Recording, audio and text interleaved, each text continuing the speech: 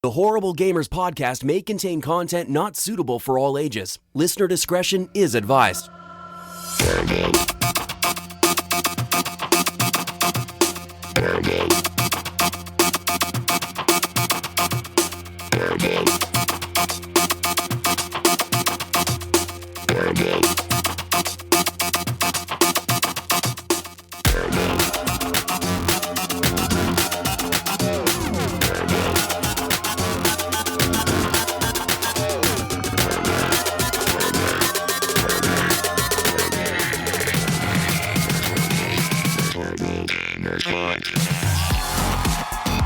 Welcome, ladies and gentlemen, a Horrible Gamers podcast, show number 204, being recorded on May the 19th, 2018. I'm one of your hosts, Jesus Gonzalez, also known as Jesus Walks a Lot. Today, I'm joined by the crew plus one from the Great White North Canada land itself, where the Tim Hortons flows through the rivers and the mooses are ridden everywhere.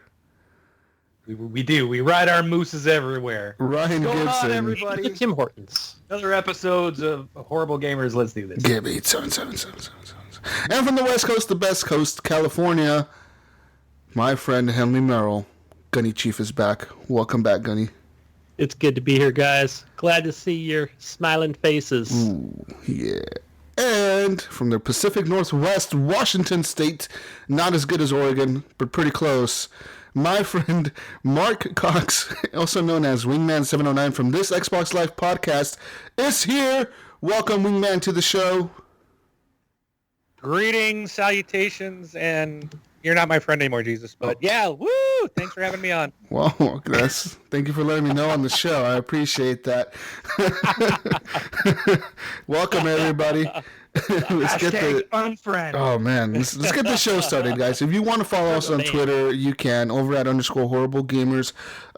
Leave a review on iTunes at the end of the show, or right now. You can just pause it and leave a review on iTunes. Head on over to our Facebook community, over at Horrible Gamers Podcast Community. If you find our page, there's a link to the group in our page, Horrible Gamers Podcast. And the group is called the Horrible Gamers Podcast Community. It is a closed group, so that means anything you post in there is only viewable by the members of the group. And all that good stuff. You can always email us at feedback@horriblegamers.com to give us any feedback you have for the show, or message us on Xbox Live, Facebook, or wherever else you can find us. And let's go through our Patreon list real quick. We got a new Patreon this week, guys. I saw that. Yeah.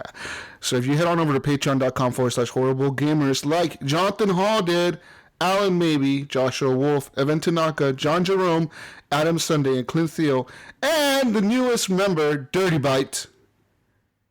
You get a shout out on the show like they just did. Yeah. So thank you guys for being supporters of the show. We really appreciate the money you give us every month. It goes towards the show, and we're going to continue to bring improvements to the show, and we're going to bring lots of live shows next month during the E3 week. Lots of live shows, so get ready for that craziness. I don't know if I'm ready for that again, guys. That was rough last year. You're going to join us again? You should join us for the Microsoft conference. You should. I might be able to. Yeah! Sunday. It's on Sunday, isn't it? It's confirmed. Sunday morning or Sunday evening? Morning. No, afternoon. It's afternoon. Yeah, like middle afternoon. Yeah. It's evening if you're on the East Coast, but we're not on the lame East Coast. We're not there. Yeah, shut your damn mouth. Our intro song is done by Fowler and Twistix. It is called The Breakout. Our outro song is done by Broke for free, and it's called Night Owl. So check them out. And let's get into video games. Video games is what the people want to hear, and they want to hear what we've been playing this week. Lots of games that I played this week. I was told that the people really want to hear us talk about a bunch of bullshit for 2 hours. Oh, okay. Why don't we do that instead? Let's not. No video games this week? No video games this week. Oh, well, fuck. Okay, well, today I went to McDonald's. And we all did.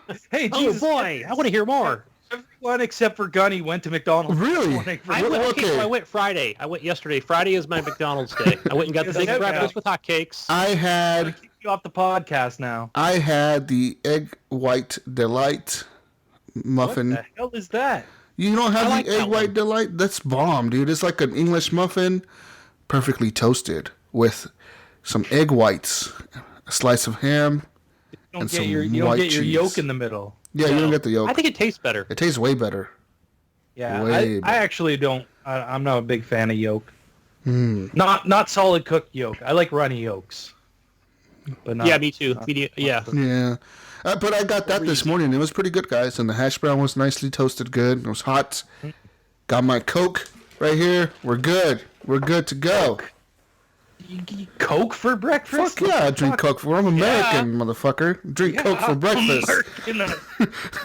Fucking get a coffee. That is my afternoon evening. Man, get a coffee. Why not an orange juice? Orange juice. Coca-Cola, baby. I usually get an apple juice or a milk. You get a Coke too, Wingman?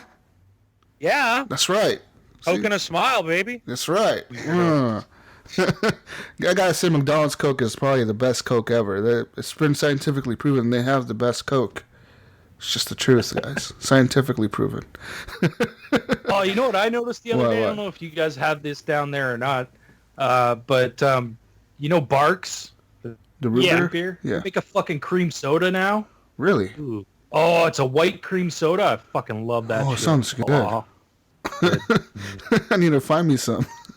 I got it out of one of those, the Coke freestyle machines. Yeah. Yes. It was one of those, and I was like, Oh, shit. yeah. Actually, I've had that before because I remember seeing it. Yeah. But then, fucking, we were ordering pizza the other night. She's like, "Oh, they have Barks fucking cream soda," and I was like, "What?"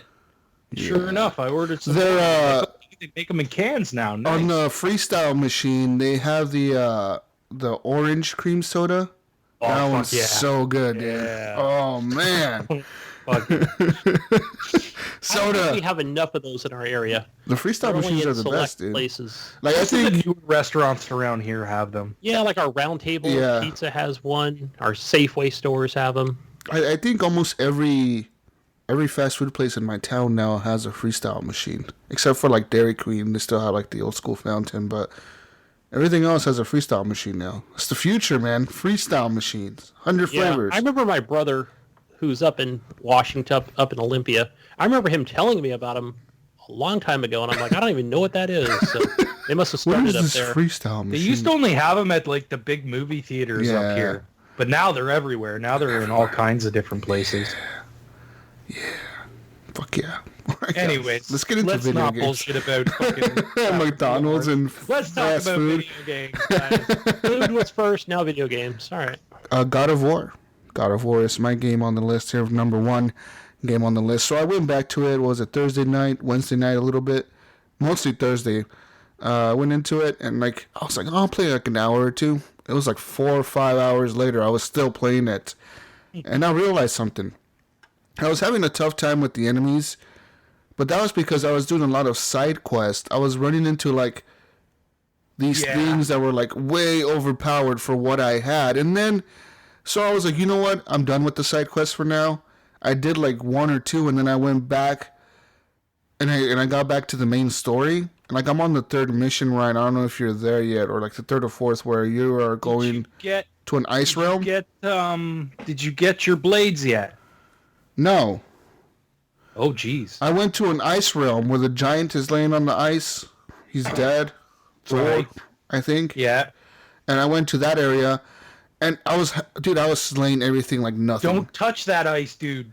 Just fucking leave him alone. Dude, everything was so easy to do. It was just, I was killing the fuck out of everything. Oh, okay. I thought you were having problems there. No, dude, I had everything was problems there super when I got easy. there because I was going through the same thing you were, Jesus, where it was like, I'm doing all these side quests, and I'm starting to have problems, and I'm like, what the hell is going on? And then I said, you know what, screw it. I'm just going to just keep going down the storyline path. Mm-hmm. And then it was fine after that. But, yeah, I remember running into he's like a one of those rock dudes, right? And you have to hit him in the chest. Oh, I've ran into those guys like 3 or 4 times. Oh, okay. I thought that's what you were talking Oh, those about. guys are easy. I figured those guys out pretty quick. You got to throw the axe at their chest or whatever when they open. Yeah. And then their pieces fall out, and then you pick them up, and you throw it at him, and then you jump on him, and you punch him in the face or whatever. Yeah. See, those guys are pretty... Like, I've adapted myself to fight these, like, super overpowered fucking people. That when I got back to the main game and I was fighting these Just plowing through it. Yeah, I was fighting these level 2, level 3 characters. I was like, these guys are so easy. Where's the challenge in this? I went through that whole mission the only people that put up a fight were the two brothers at the end of that mission that show up. The lightning guys? Yeah, the two god brothers or whatever, they show up and they're gods themselves and you're fighting them or whatever. That was kind of like not really a challenge. It was more of, okay, I know what I got to do. I just got to keep hitting them. It's just they had a big health bar. That's the only reason it took me forever to beat them. But I beat them on my first try. That's what I was talking to you about last week. That's where I was last week. That's where you were last week? See, so I beat that now, and I got my little ice shard that can open the seals now. Mm-hmm. I got that, so now I left that area, and I see an ice seal door in front of that area, and I run to it, and I open it, and I'm like, and you're going through there, and the little boy is like, I have a bad feeling about this. And then Kratos is like, what kind of bad feeling, boy? I just think there's going to be something really bad down there. And then like the little head on your belt, he's like, oh, well, this is kind of a prison, there could be something down here. And then you get down there and there's like some crazy ass thing down there and I can't beat it. I cannot beat that thing. I'm like, holy shit, that thing. I stayed up till midnight on Thursday, even though I had to be up at 4 a.m. I stayed up till midnight fucking for 1 hour straight trying to defeat this thing. I couldn't beat it. I couldn't do it. For 1 hour straight, sometimes you just gotta walk away. I just kept retrying, keep reload checkpoint. And it was like, dude, this thing is so hard. I cannot do it. Even when I go into rage mode, like, I barely do any damage to it. It's just destroying me, man. Level up. You need to level up. So I think that's what I'm going to do. I think I'm going to leave that area and go get some better armor and stuff and come back and kill that fucking thing because I want to kill it because now it pissed me off. But I gotta say, the game is still awesome, dude. I fucking love God of War. I honestly don't know. Playing it that night, I was sitting there realizing I don't know how any game can beat that game for Game of the Year so far. Yeah, I mean, honestly, I don't know. You know me, I'm not a fucking PlayStation shill. I'm not, that game is fucking fantastic. It's just good. And I've had my issues with it where I put it down and walked away from it, but I always come back to it and I start having a good time everything again. is like, there's no loading screens. The game just keeps going. It's so immersive, dude. It's so immersive because you're constantly there's never a loading screen. There's never a break in the game. You're always running into something, finding a new puzzle to solve, finding a new thing to loot, finding a new area, a hidden area. Or finding out that something that you got lets you get all these things that you couldn't figure out how to open before. Exactly. I fucking love it, dude. And Jesus, it's going to just keep going. Like, I'm a little further than you, and there's some shit coming, and you're going to get some new stuff that's going to show you, going to let you get into some of the stuff that you've been going, what the hell am I supposed to do here? Yeah. So I got like some green armor now because I crafted some badass looking. It's called I think it's legendary or epic. Some like the purple level. I crafted some armor there. So I got like the pants and like the top armor piece on that. So my Kratos is pretty leveled up, but that thing kept killing me. So I'm thinking I have to come back even more leveled up to fight that thing. But that's probably what I'm gonna do today.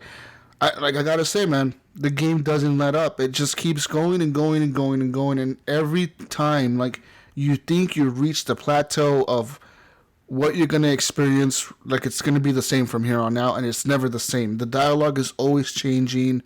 I love the dialogue, the little dwarves bring when you meet them, the dudes from the shops.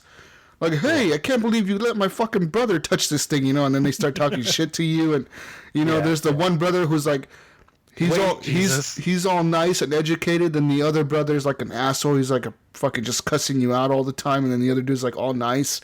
I love how the difference between them and their brothers, and they're completely different from each other. Dude, the kid flips out on one of them. Oh, does he? Yeah. So I went to I did a side mission where you have to collect some bones to try to contact the dead realm. Yeah, and Kratos is like, we're not gonna do this. When the guy's proposing to do the thing, he's like, we don't have time for your stupid quest, Ghost. We're leaving. We're on an important quest ourselves. And the little boy's like, oh, come on, Dad. I want to talk to Mom. What if we could talk to Mom? And he's like, boy, don't talk to me like that or something like that. And he's like, come on, Dad. He's like all begging him. And Kratos finally gives in. He's like, fine. If we run across these bones, we'll bring them back to you. But that's it, like.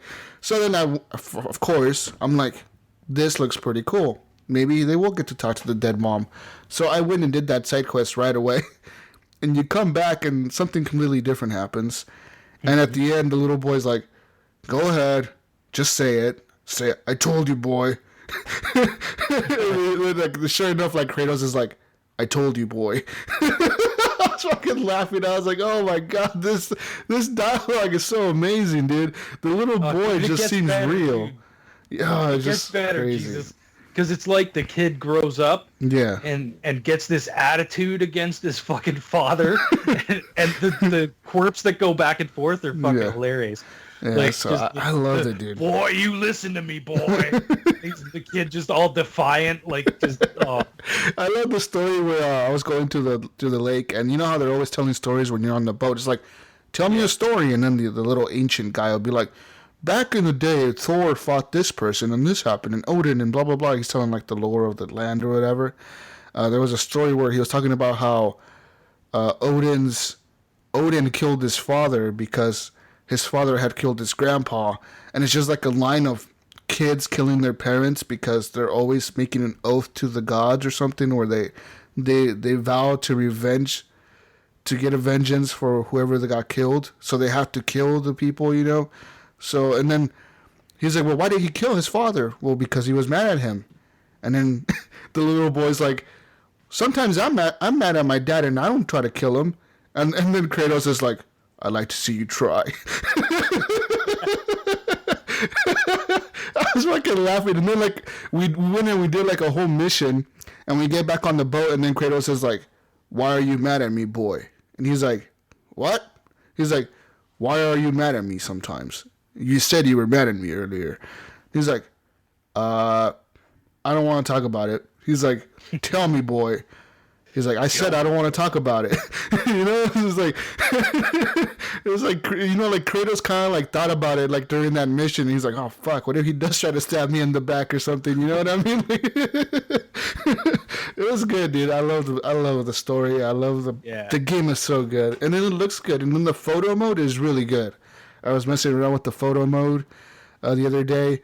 The expressions you can make Kratos do is funny, dude. And you can make him change their facial expressions when you're taking a photo. It's pretty good. Yeah. You can make him smile, because they're always serious. You can make him smile or look scared or whatever, or look surprised. It's good. I like the game, so, man, if you haven't played God of War, I don't know what you're doing with your life. Don't know. Yeah, it's definitely a game that any gamer should play. Definitely, it's so good. It's an amazing game. Wing, it's too bad you sold your PS4, man. I know, but this game is definitely worth having it. Yeah, I'm fine.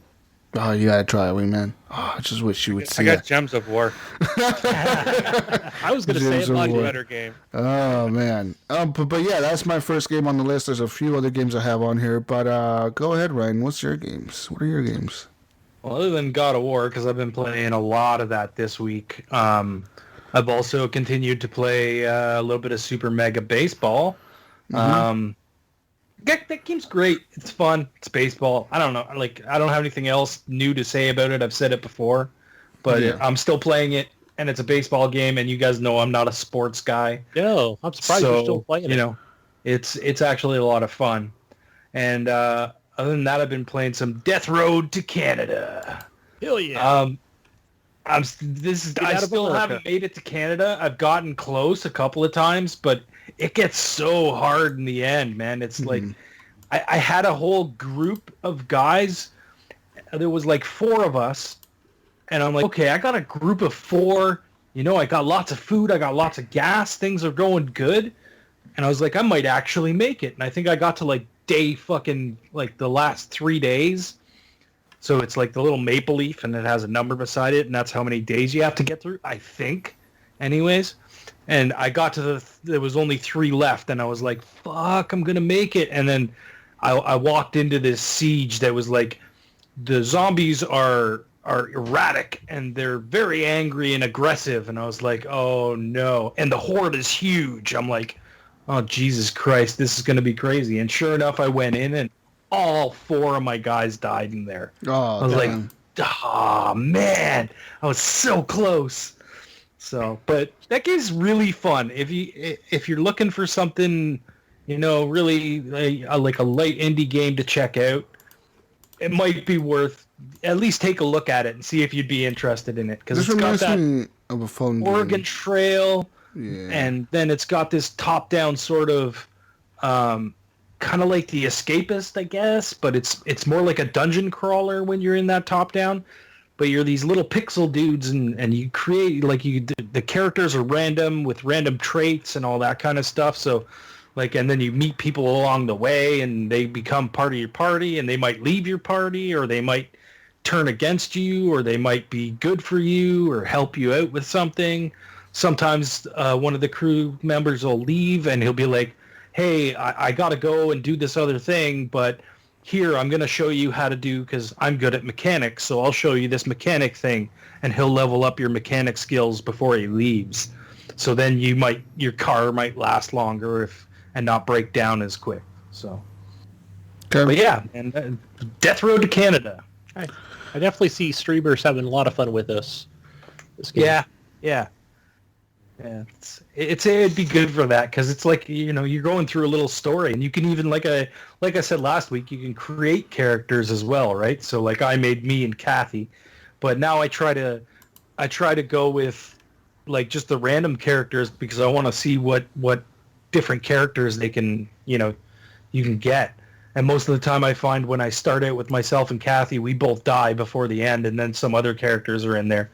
And it's been random a couple of times. I've actually showed up. I've been like one of the people that shows up when I don't start with myself. Like my character will show up along the way, trying to get to Canada. So yeah, That's cool. it. What about you, Gunny? What have you been playing? I played a lot more this week than I have in recently in the last month. But first one's Pinball FX 3. What you been playing in there? I've been playing a lot of not Iron Man, but the Hulk table. Oh yeah. Yeah, That's I fun, was like, I don't remember playing this. I didn't play it very often or too much the last time, but yeah, I think I did pretty good. I'm not that far from you actually. Oh When yeah. I fired up my second game, I was like, oh my gosh, I'm actually pretty close to the top of my friends list. I'll keep And my I don't eye have a out. lot of friends that play this, so I mean, obviously King Jiggly's all the way at the top. Yeah. Or I don't even know if he's been playing that table, but that might I be don't. one that Yeah, I can actually. he focuses on a table at a time, and he'll Yeah. like just play that table until he gets like a top 100 score and unlocks the achievement and stuff.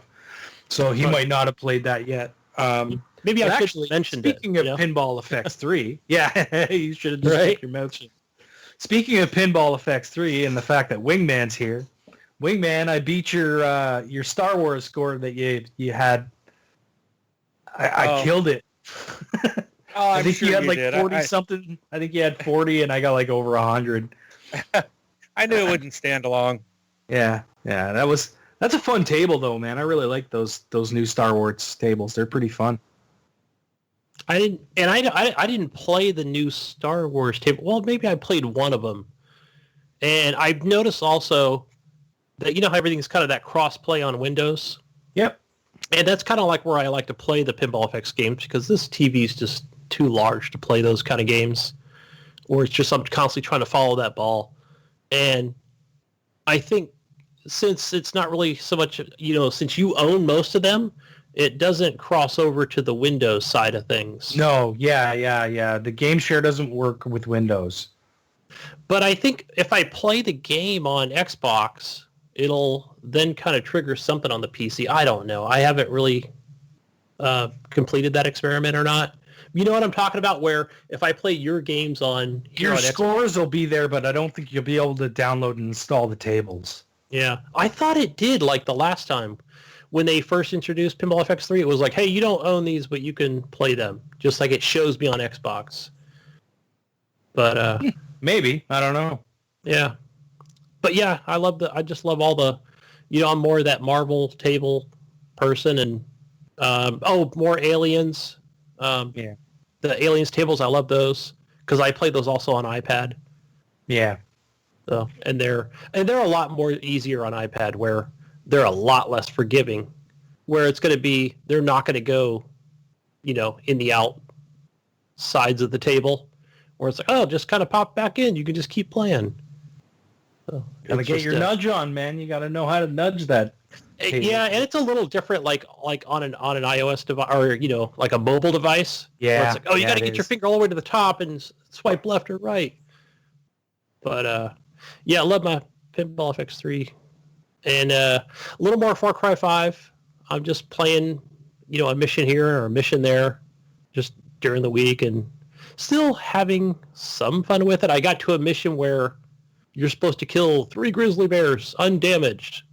And I'm like, oh, do I got to get the bow and arrow? Is that what I have to do? No. I went into the YouTube video. It's like, dude, just use like an assault rifle to kill the grizzly bears. And I was like, yeah. So I didn't do that mission for that exact reason, because I was like, I don't have the bow and arrow, so I'm not going to bother with it right now. Nope, it says don't even bother because you matter. got to shoot it like 4 or 5 times. And when I did that, I was shooting it with the bow and arrow. It says, no, you can't pick that up. It's damaged. I was like, this is bullshit.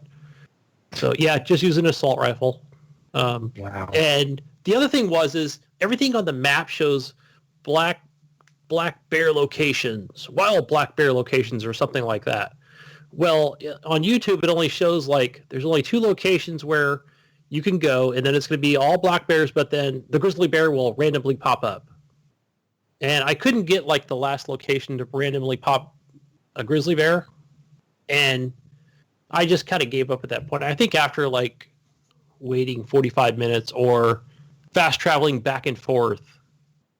And I think the other one was get the skunks, but in that mission, you can get those pretty quick after like after the beginning of the mission, you just get the skunks really quick. But yeah, other than that, you know what I did? I just kind of walked around and just was walking through the woods and just doing random stuff and just making sure I'm like at each area so I can just get to, different fast travel points. So yeah.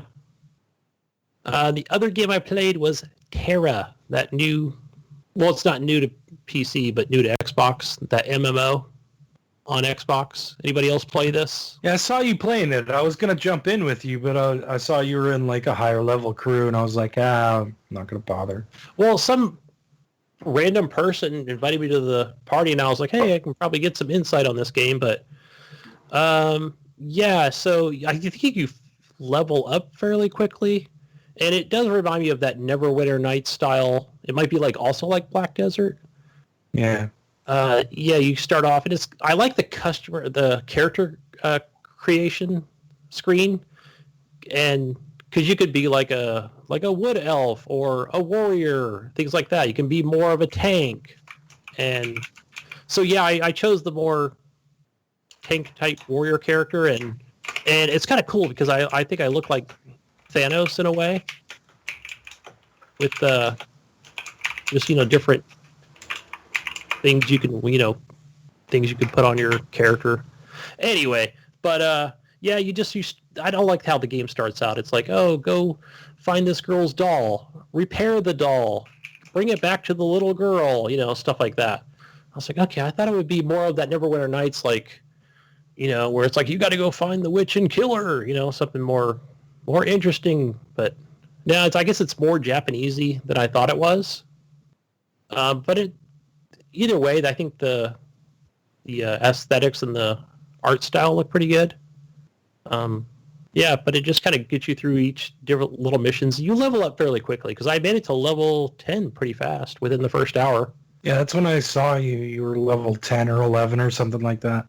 Yeah, because every little mission that you complete, and everything's so tightly, in that little map that you're in, it goes pretty fast. But the enemies they kind of remind me how they're set up like a Skylanders type thing, And I only played that game with like they when, back on the 360, where they're not all trying to attack you at once.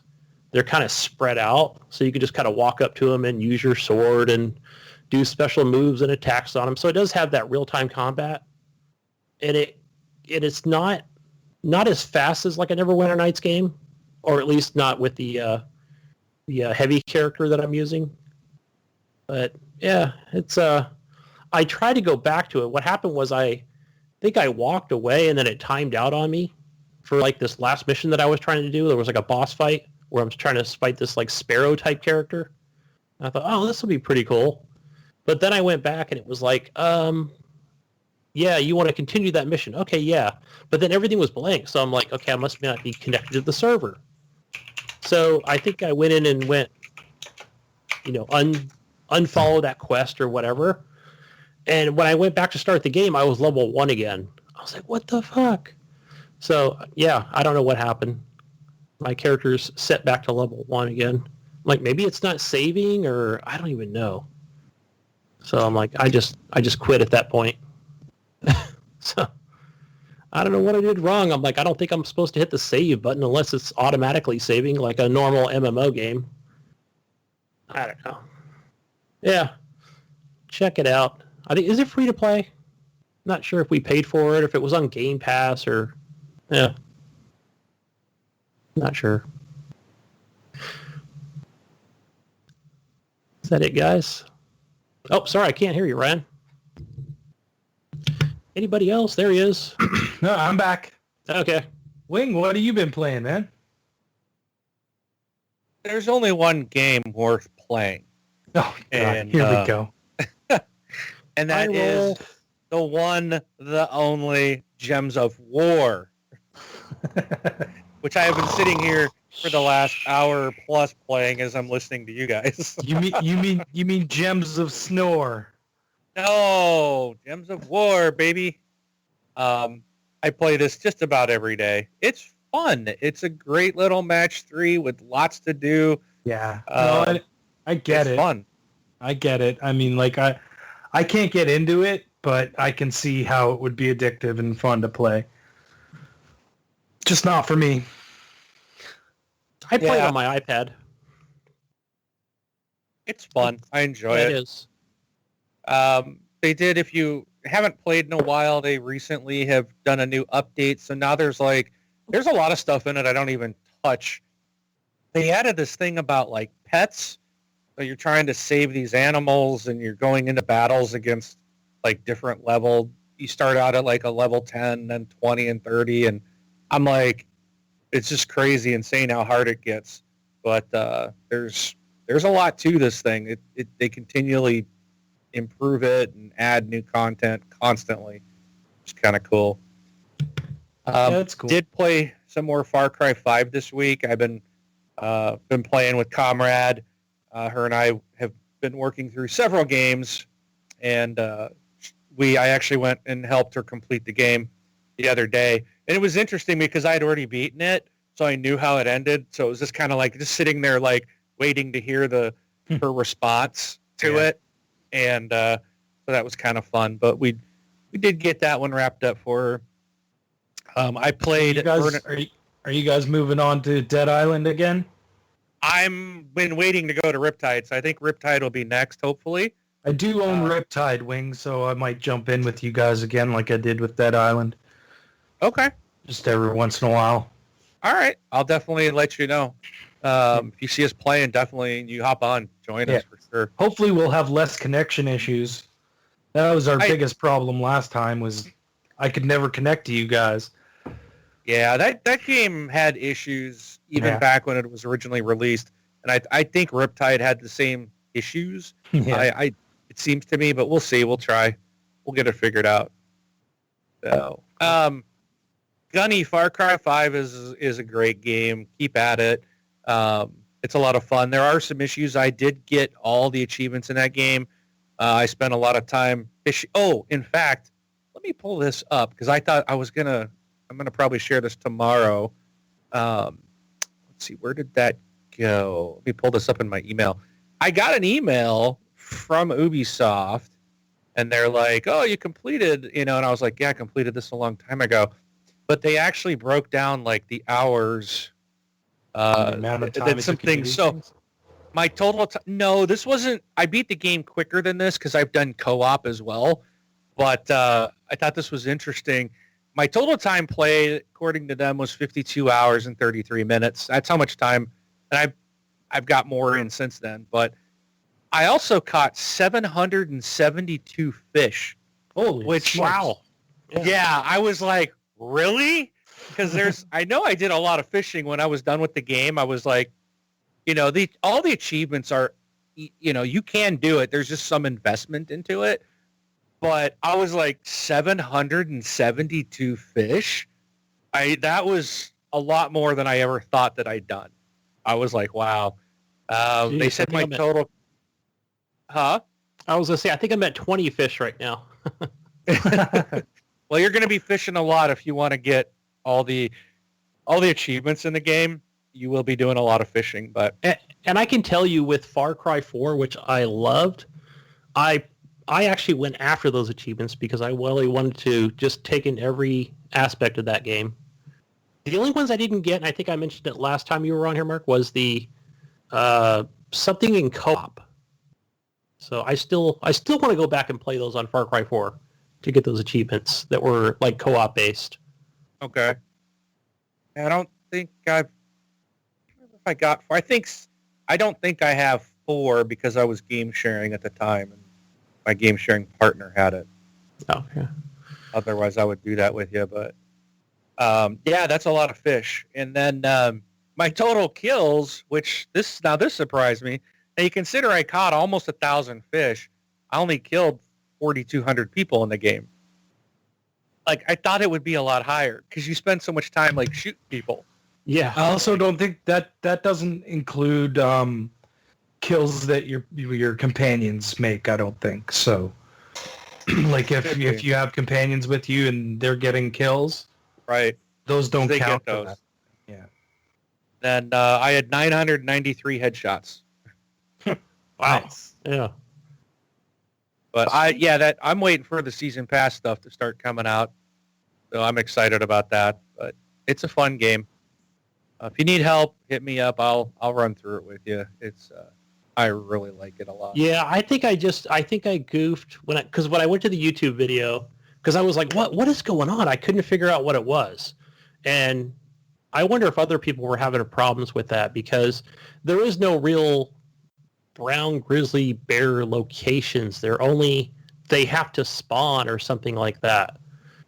Because the normal game just has the black bears. And I think they were saying like, oh, you should have just waited in that area after you got the skunks and went up like this little trail and the one would have spawned. I'm pretty sure that there is a grizzly bear area. I could have swore I found one and got that. Yeah, and I probably should have searched other videos for it, but I just ended up like, I think just exploring, and I think that was where I just kind of like wandered off. I'm like, maybe I did get back to the mission because I was just doing non-mission stuff and exploring every inch of the map just to check everything out. Yeah, it's a really well done. I mean, it gets by the time I got to the third boss area up in the north, I did not care for those side missions. I thought those were lacking. The wolf people, what are they called up there? The Wolf Gang? The Whitetails? Whitetails. Right? Yeah, and I'm avoiding that I was area. like, oh, this is so lame. This is so cheesy. The Whitetails are going to defeat these people. I was like, the Whitetails got their asses kicked, obviously, in the first place, so how could they defeat these people? I don't know. So, yeah, that part I thought was like the worst was the northern area. That was I thought, the weakest part of the game. But, again, I put a lot of hours into it, so maybe I was just getting kind of burned out at the same time. That's the part, Mark, that I can't get past. I'm just like, every time I go up north, I'm like, I just don't want to do any of this stuff. Just blow up. I haven't Just play the story. Just play the story. Yeah. You got to see the ending, man. Yeah. Wow. You got to. It's Oh, I feel like I don't care not. anymore. It's not what you're gonna. That's not what you expect, man. I was like, what? Yeah, I didn't expect that ending either. I was like, what the I know. fuck just happened? Yeah, it was. Exactly. He's like, holy crap, you know? It's just like, I was mind blown by what happened. So, Yeah. you gotta finish it, Ryan. Like I said, just stick to the story. Do it in co-op. It'll go probably a little better. If you're not in co-op, maybe I should try get that. your companions. Get those companions out. Use them, and try not to get sidetracked on the side missions and stuff. Just stick to the main story and get through it. Yeah. Yeah, and I found also when I'm fishing and hunting, I've opted for the guy in the airplane and because I thought I unlocked the perk to have 2 people, but I was like, man, I must have chose like the hero perk or whatever it was. So I've just been keeping the guy in the airplane, and he's been keeping the skies clear for me. Because they spot you like in the deep woods of when you're trying to hunt a deer. Once you take out the bottom left, the southwest part of the map, you won't have problems with the planes anymore. They'll be randomly here and there, but once that's gone, the planes are gone for the most part. Yeah, so I'm in Faith's area now, and they're still That's trying my to favorite area of the bombard me. game. I thought that was the best one in the game, that area. Yeah, me too. It's good. See, I actually like John Seed's area. John Seed was cool. I enjoyed that. Yeah, just say yes. Yeah. Say yes. Yeah, yeah. But Faith's area was pretty cool too, because all of a sudden you're like, oh, there's a wolf coming at me, and all of a sudden it's like, oh no, it's a freaking moose. Oh no, it's a freaking grizzly bear. It's a honey badger. Watch out. Yeah, that thing will eat your foot off. I hate those things, man. But that was pretty trippy, man. It was like, this is messed up, you know. I've never in my life taken drugs, but I can imagine, like, okay, I think I kind of get what that would be like, you know. I'm glad I didn't take drugs if this is what it's like, man. Yeah, and I get it where I kind of get where the game is going when you get in the boat with the U.S. Marshal, that whole cutscene, and he's just going off about, you know, how you really need to like try this drug, you know, like, but that's really what he's trying to say. Like what? Can I get out of this boat now? Yeah. Good game. I'm still, you know, just trying to finish it, but same time explore every area of the game. Yeah. So I got 2 other games I played. I did purchase Burnout Revenge. It's backwards compatible. Played some of that. Mainly I got it because I love Crash Mode.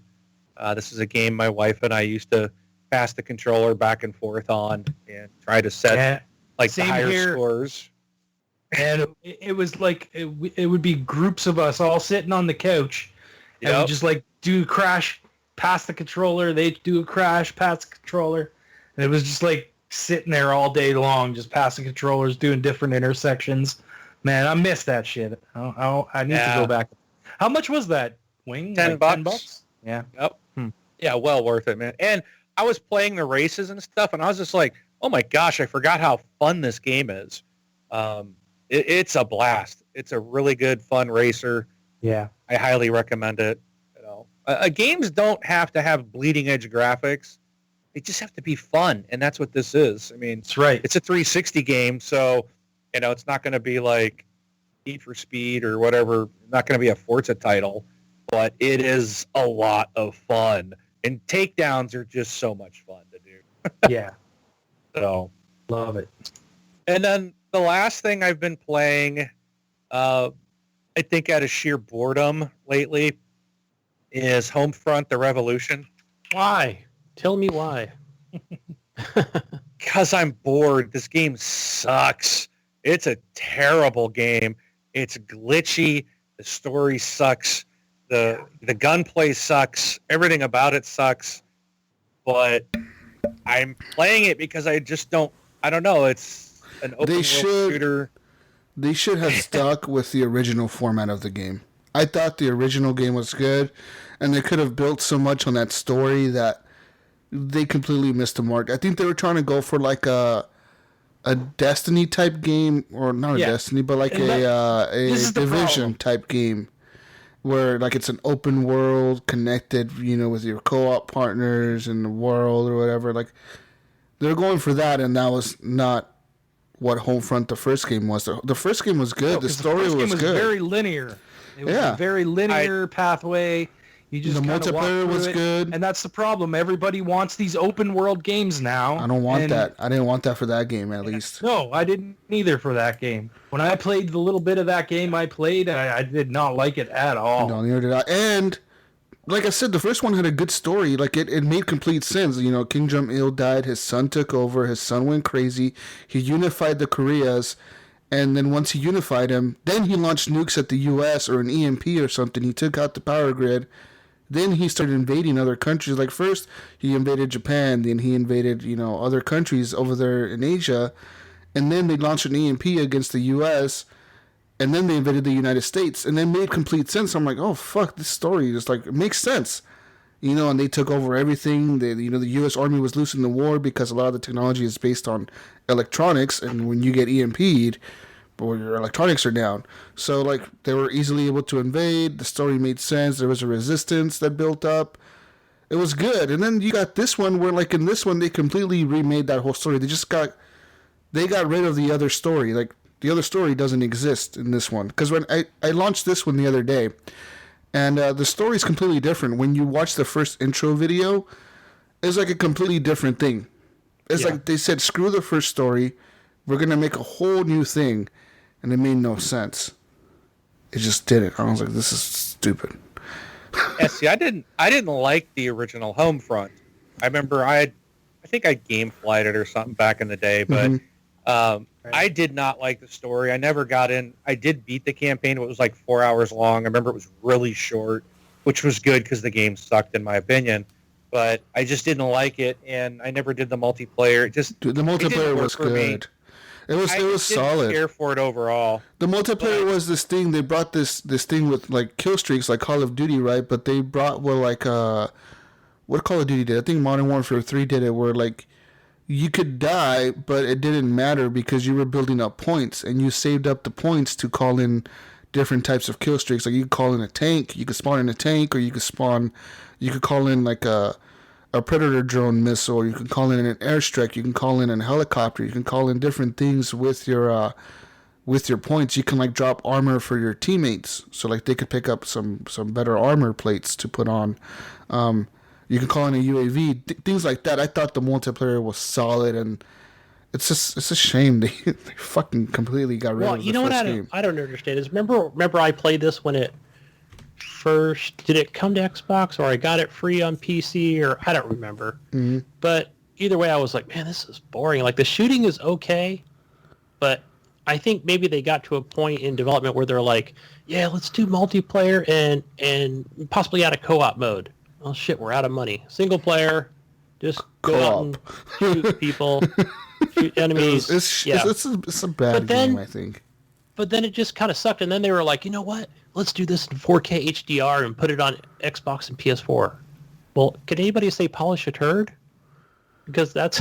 I don't even think it's... Is it in 4K HDR? No, I don't think it is 4K HDR. Yeah, I saw them do an update. I thought it was an update. Yeah. It doesn't look like it's 4K HDR. It doesn't look that good. It doesn't look good. Uh-oh. I didn't test it, but... It's an enhanced game. It is. Oh, okay. Yeah. Wow. Okay. Yeah, so it looked worse on my other console. I don't know if it's 4K HDR, but it is enhanced for the X. So. Yes. Okay. Well, there's that. I think the thing that keeps me going on it is I actually like the open world aspect that I can kind of just like when I'm not able to complete a mission or something, I'm like, all right, I'll just go over here and attack this strike point, or I can do something else. And it's interesting because back in the day, I used to love just linear shooters, just walk through, shoot stuff. And I think game has really brought forth the fact that I've really changed over the years. I really do prefer, I used to hate open world games, and now I really enjoy them because I can kind of go and do what I want. Because that's all you've played this whole generation is open world games. Oh, yeah, I guess that's... They've got you used to it now. Well, like Crackdown, I'm so excited for Crackdown 3. I can't wait. And Yes. I love that just I can go and do what I want and have fun or take different missions on. And I think that's why, right now I'm starved for something to do. I've kind of lost interest in a lot of things. We need, it's that drought that's kicked in. You need God of War gaming. in your So life. it's like, well, this is something, and it's something to play that's not the same thing. So Jesus, that's funny the you only said reason that. I'm working through it. It's funny you said that because that's the only thing that's really been that I've been God of able War, to play man. lately. Is God of War. It's like everything else. I try playing something else, and I'm just like, nope. Yeah. I don't want to play this. God of Nope. War feels like Tomb Raider had a baby with like Rise Son of Rome. Tomb Raider, Rise, Uncharted. Yeah, it's all in there, mixed in Last of together. Us. The Last of Us, it's all in there. Everything's in there. Like you could definitely tell that the Santa Monica team went over to the Naughty Dog team and said, "Hey, we need to borrow that climbing mechanic from Uncharted." And then they went over to the Last of Us team and said, "Hey, we need to borrow this kid, Partner AI this thing." this partner little kid mechanic in the game. We need that." So they took that from them. They went to the different studios at Sony and said, "Hey, we need to borrow this, and this," and they just put it all together, and it works. Yeah, it works really well. Really, really, really well. So good. Believe it or not.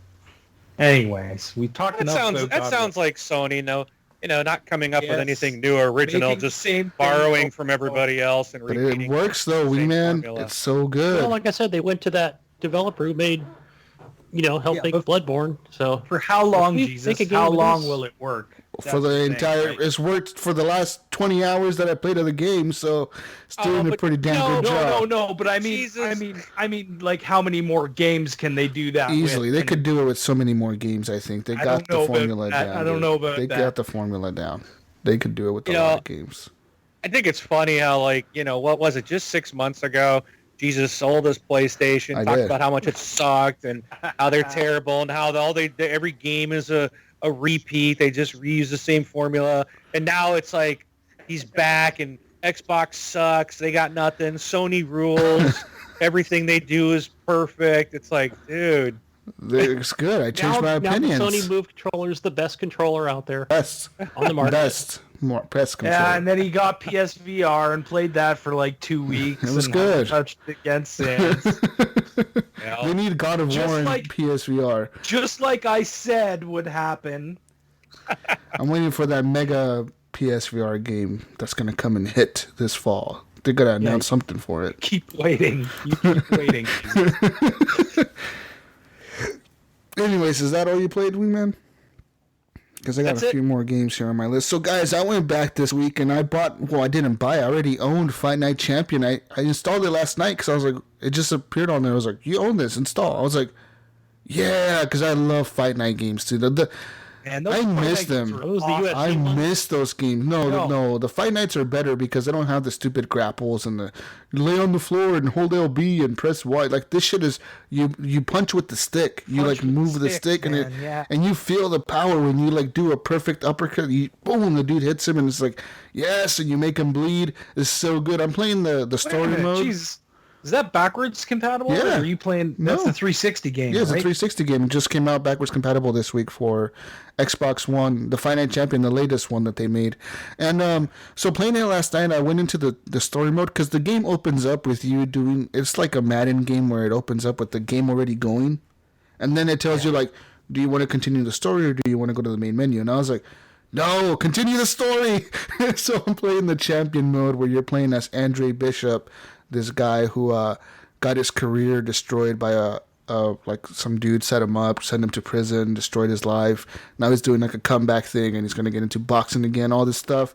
The story is pretty good. And I already beat it once. I know I have because I have all the achievements for it. But I'm playing it again and I love it, dude. The fighting is so good. It's just... You know you got 3 minutes and you can knock this person out, but you know sometimes you go down and you're like, oh fuck, am I gonna be able to get back up? And you gotta line up the sticks to get back up. It's so good. I forgot about that lining up the sticks. Yeah. Shit. Yeah. The game is good. Oh dude. man, those. I wish the EA needs to make another one. They of those. do. It's I really think long-ass they should fucking get rid time. of they should get rid of the UFC, or maybe alternate between them. You know, just release Yeah. one year, release Yeah, one yeah. the next year, so you can keep both fan bases happy. I just think they noticed that the UFC has gotten a little bit bigger than boxing these days, but boxing is still a big thing, dude.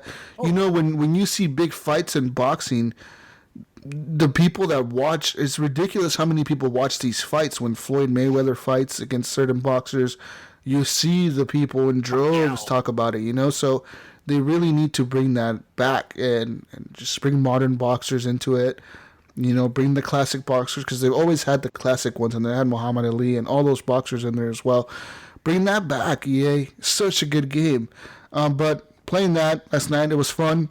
I also How could they microtransaction that? easily the online, Gloves, the online, or colored yeah. suits, or Yeah. They had an online mode for Fight Night Champion actually, and I was looking at that because that's, I think 40% of the achievements are for online, like defeat another player from another gym, knock out an opponent 5,000 times, play an online match against your rival gym, all this like other bullshit. I was like, the online was really hard in that game. I remember I tried it once and got my ass kicked, just like in any other fighting game. But I played PUBG last night as well, guys. I went back into regular PUBG. I was doing good. I got a few matches where I made it to like third place, second place on first person mode solo.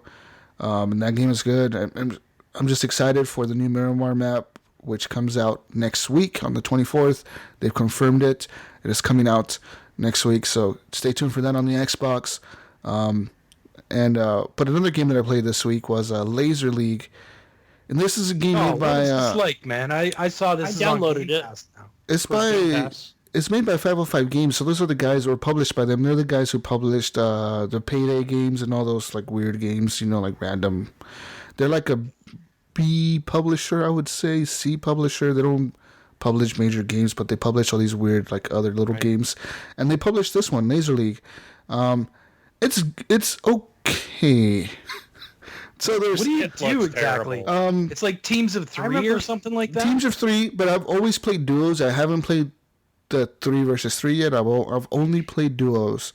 I haven't jumped into the 1v1s or the 2v2. But anyways, so when you jump in, you spawn in, you pick a class. You can be a hunter, which has a blade. You can be a guy that has a shield. You could be a guy that steals orbs. And you could be a guy that becomes invisible, and you can go through the lasers. Anyways, you spawn in. You have like a top-down view of the screen. It's like in a big arena, you know, like all these, like, it looks like in Japan or something, because it's always like Seoul, South Korea, you know, Tokyo, Japan. It'll say where it's at or whatever.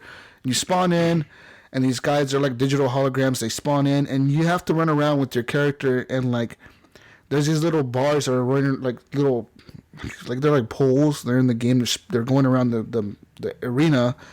You run into them, and it activates your color of laser. So it'll activate like a blue laser or orange laser. And like some of them will like shoot across the arena. Some of them will like just like block the entire arena off, and they'll start moving slowly towards the other area of the arena. But you can run outside of the arena. So like, let's say, you know, you have a square. You could, you know, there's a laser coming towards you from the front. It has the whole area blocked off. You can run backwards into the wall, and you come out on the other side of the arena. You know what I mean? So you can run into the walls and come out the other side or whatever. The opposite side of whatever you run into. It's okay. I played a few matches of it. I'm level 3 now, or level 2. It takes a lot to level up, and I've played against people that are like level 40. That's how like these people play a lot of the game. So I was playing against those guys, and they're really good. But it's just that, like, you have to activate these lasers to kill the other players, and whoever wins best out of 3 matches, you have to score 3 points to win the match, and it's the best out of 3. So, like, if you win the first 2 rounds, you win the match. If you win the first and the third round, you win the match, just like that. It's okay. It's not the best game ever. I'm kind of glad they put it on Game Pass, because this game would have gotten no attention had they not put it on Game Pass. It would be being dead. a multiplayer game too, it needs big time. needs a player base, right? So it does have like training modes and single player modes. I think I've seen those in there. I haven't tried them. I'm assuming they're more like training simulations or something like that. I haven't Yeah, tried I mean, them. if you bought the game for a single player purpose and went in and found that, you'd Yeah. be pissed, right? Like, But I like the premise, this like arena fighter, like these people are, like I said, the invisible guy, like if there's a laser coming towards you, you can activate his ability and he's able to go through the laser, because he's invisible or whatever. He becomes like invisible. He goes through the laser. There's another guy that could steal the lasers. So like if you're running and there's a laser coming at you that's orange and you're blue, you activate his ability and it switches the lasers to blue. There's certain drops in the map or in the arena that drop that are like kind of like perks or abilities that activate once you step on him or once you grab him. And like one of them is like ultra mode or something where like it activates all the lasers that are not activated to your color. So they just automatically turns on all the lasers to blue. Like if you're, and it's really hard to like outrun them because you have nowhere to run because all the lasers are blue. So you're like going to be dead right away. And there's like another one that like it's like an ability where you steal all the other people's lasers. So like if there's the other team has their side of the arena, it's orange, and they're just over there hiding in their lasers. You can pick that up, and it'll change all of theirs to blue all of a sudden, and then they're dead because they can't outrun them. So pretty much that's it. The game is called Laser League. I mean, if you have Xbox Game Pass, try it on there. Try it for free. Don't buy this. I cannot recommend you buy this. Like, you are going to be pissed off. I don't even know how much it costs. Probably $20. So why even download it? Just to try it. Maybe you'll like it. It's like a game, I think, it's almost like Rocket League where... Yeah, if you're into those arena kind of games... Some people will like it. But Some it's a people won't. top-down, right? Yeah. Always top-down? Always top-down. It's more isometric, isn't it? Kind of. It's not straight top-down. More like, like it's like at a tilt. Yeah, you can kind of like... Yeah. But, I mean, the music is cool. There's that. And the announcers are kind of cool. They have all these character, like, profiles. You make your own profile right on there. And you pick... like an icon for your profile, and there's all these pictures of like the people in the game, like the players or whatever, the contestants, and they're all Asian. they're all Asian. They all look like they're Asian. I'm like, why is there like no white people in here, or like there's no Hispanics in here? Nothing. Like it's just all Asian. I'm like, okay, well, I guess I'll pick this Asian person because they look cool. I guess I don't know. So it's probably the highest top played game in Tokyo, right? Probably. And once you rank up certain abilities, like you can get sponsorships from certain corporations, and they'll provide you with better armor, better abilities. So you can get maybe hit by a laser a little bit and survive. So there's that. Like I said, I played against level 40 players, and there was a lot of playing against the same people over and over. I don't think they have a big player base. So, yeah. Check it out if you're interested in what I just heard. But some people, like I said, are going to like it, and some won't. Like the people that I like, that like Rocket League and shit like that, will like this, I think. If you don't like Rocket League or those types of games, you're not going to like this. It's just not going to be for you at all. I probably won't. I'll probably try it, but I'm not a big Rocket League fan. Only because I cannot control that car. Probably just need to play it more. For sure. You'd be good like Clint Thiel. And in other news, guys, I've had a big problem this week. I need to talk about this. Big problem. My Xbox One Elite controller is shit. It is shit. I will never buy another Elite controller from Microsoft again. Ever. Why, what's wrong? Yeah, yes, you will. Look at this. You're Look going at to buy this. the version You see when it this? comes out. Just look at this. Exactly. Look at that. Look at that. What the hell are you doing to your controller? These RB and LB brackets, I've looked it up, and they say that these RB brackets are from the original Xbox One launch. They're the shitty-ass brackets from the launch. They're using them on their Elite controllers, and people are having to replace these themselves because they're just shit brackets. And I contacted support, and they're like, well, you've had it for 2 years. I was like, fuck you, man. I paid $150 for this shit. Like, your controller is shit. Look at this grip. It's coming off. I told them, like, you guys make shit man. controllers, dude. Look.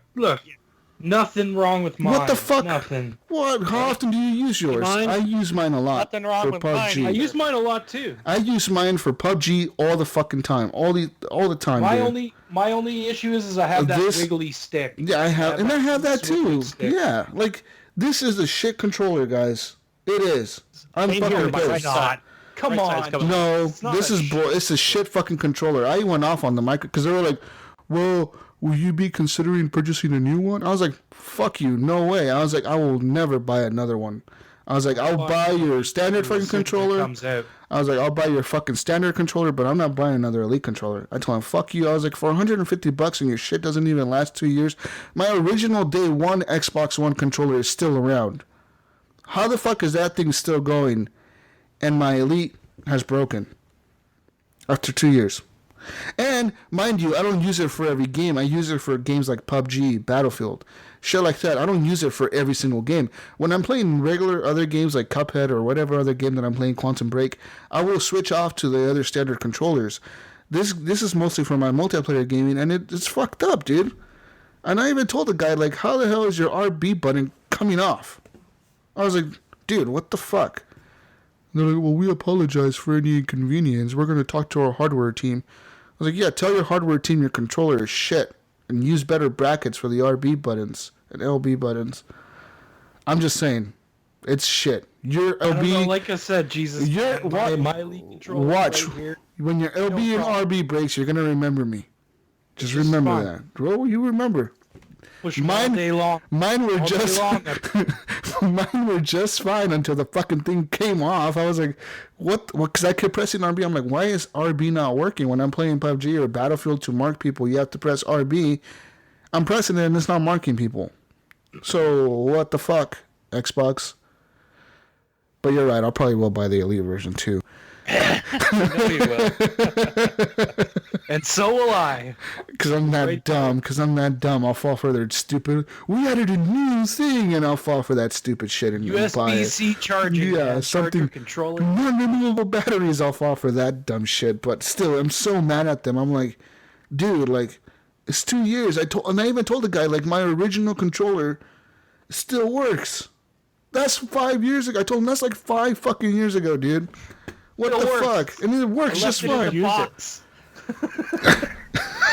You're right. I haven't used it as much, but it still works.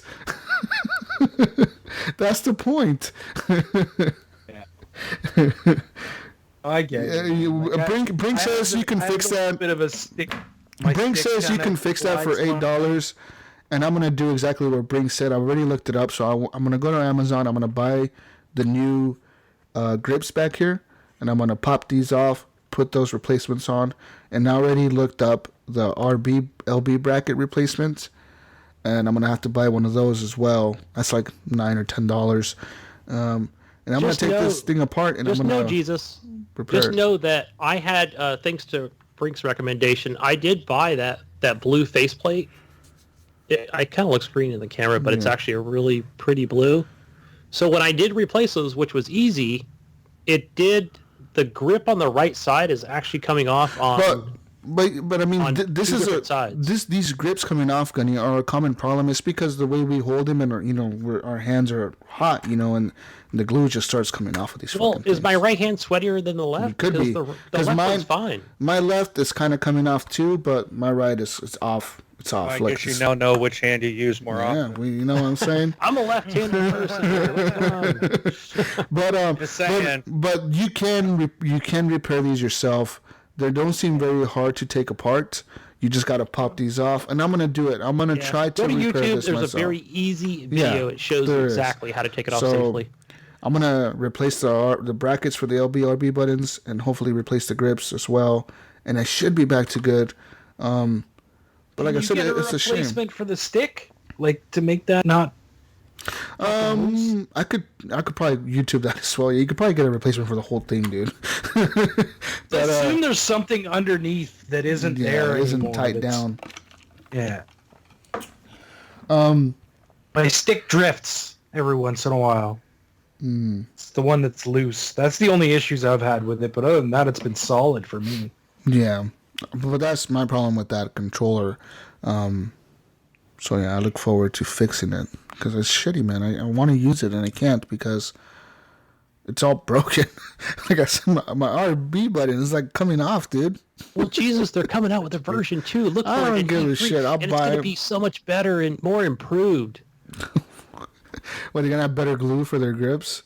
I would hope Where so. you could stick with the pack-ins that I've yet to have a problem with from That's true. Xbox One day one. You don't have an Elite controller, do you, Wingman? Nope, never bought one. Imagine I haven't had a need for one. how mad would you be if you had your controller you paid $150 for did this fucking shit did this? How mad would you be? So that's You'd why be I haven't fucking bought pissed. one. Why buy a? I don't see the point of the Elite controller. No, it's good. This controller works enough for me. I love and it. you do as an it is. Xbox No. podcast. Hey, I know. You would think you'd be the first one to buy one. He would. Wing. I thought he was going to at first. $150, dude. I can buy 2 games and still have money left over. and I've got 4, 5, 6 of these friggin' regular ones around. Why do I need to spend $150 on another one? Yeah, I mean, I get that, but I'm telling you, when I got my Elite controller, I fucking Feels so love good. it. It's so good. It's just the weight of it. It's metal. Yeah, it feels. I would more hope so. solid. It's I would rubbery. hope you like it Until it breaks, Wingman. until it breaks. Yeah, it's great until it breaks. I mean, I guess, but like it's fine. But yeah, I mean, I've heard lots of problems about these Elite controllers with the sticks moving and stuff. Yeah. And Yeah, I've you had know, that. Had that. I think Rob got one, or Brun had one and I think his was doing the same. So Yeah, I it's think just like so. I've never had a problem like that with the standard controller. Oh, I have. and Yeah, I did on the original Stick drifting Xbox problem. one. what I gotta say though is these back paddles do come very, very handy when you're playing multiplayer games like Battlefield, even PUBG. Because with PUBG, I switch my guns with the Y back here, and I loot with the X on this one, and then the bottom two are the left and right on the D-pads, so I can switch the firing rates and stuff like that. That stuff becomes super handy when you're looting a house. You can just tap the X real quick. You don't have to move your thumbs. You just keep moving and tapping the X back there. You loot everything so quick. That's why people are always asking me, like, how the hell did you clear that house so quick, Jesus? It's because I'm looting with this Elite controller, man. Just get good, bro. Right. That's not getting good. That's like You're saying I'm cheating? You saying I'm cheating? it's not getting good. It's You good, didn't bro. improve yourself. I improved the fuck out of Piece of myself. hardware. I improved the hell out of my hands. They're super improved. No, you didn't. He enhanced his gaming Yeah. skills. He went out and bought, super hands. Yeah. What I do remember, it's kind of funny you mentioned that, Wingman, because I do remember back on the 360, these things were bannable. Like, if you were caught using this on Call of Duty, like a controller with paddles, you would get banned from Xbox Live. And Call of Duty would ban you. Call of Duty would ban you for these controllers. And it's funny how Microsoft bought the company Scuff that used to make those illegal gaming controllers, and now they sell them. But I clearly remember back in the day with people having, like, they would talk about these paddles and how they were cheating, and I would be like, and I could see it because they would drop shot you and do things that you couldn't do with the regular controller as fast. Yeah. And then I remember looking them up back in the day, and sure enough, back on the 360, they were like $170, $200 for a controller. And then 5 years later, here comes out of Microsoft at E3 showing off a controller that has the paddles in the back. I'm like, that's cheating. I totally remember that, but you do have a point. It is kind of cheating. Yeah. And the thing is, it's not, then you get used to that and you're like, oh, I'm so bad at, I'm so awesome at this game, and I've got massive skills, and then I put a regular controller in your hand and you suck. Yeah. So it's not, you don't have the skills. Yeah. I do. And I mean, I don't need to buy it because I don't like competitive gaming. I like cooperative. So, it just suits me just fine. Like, that's not what I use it for. I actually just like the way it feels in my hand. I like the weight of it. I like the grips. I like that the top's rubbery. I like, the whole feel of the Elite controller is really nice. The weight, is unbelievable. It's like a metal controller. That's why it's not like a plastic. It's metal. It's heavy and it feels sturdy. Don't get me wrong. I have looked at them in the store and I've picked them up, I don't think I'd like the paddles on them. I think that I don't would even annoy use me. them. See, Wingman, I thought that until Don't even PUBG. price. I use it for Battlefield. Take that It's back. the price that keeps me out of the. Yeah, I having get one. that. Wingman, if they come out with the new Elite controller and they all of a sudden say, the old Elite will still be on sale for $100, would you buy it? No, I wouldn't buy the old one. No. Would you buy the version 2 if they announce it at E3? I've and heard basically too many just, problems with the old one. What about? Okay, maybe a little off topic. What about the new Duke? I mean, that's just like a giant. Or is that just no more one of a wants I have that no shit. interest in that. No That thing's interest in that. $100 as well. It's like, for what? No way. That's for people and eligible. And you have The and it's reason it's so ported. the reason it's so expensive is because it's got an LED screen in it. That's Yeah. why. That's Which it. I can boot up Hunter Doesn't the do Reckoning and see the boot up screen Exactly. for the original Xbox. I don't need to buy a controller. Yeah. And I did never like that controller to begin with. Me either. Oh, I have shit. small hands. Like I don't. Yeah. Anyways, guys, I think we should take a break and then come back after the break, talk about some news like Call of Duty. We'll be back. Messages. We'll be right back.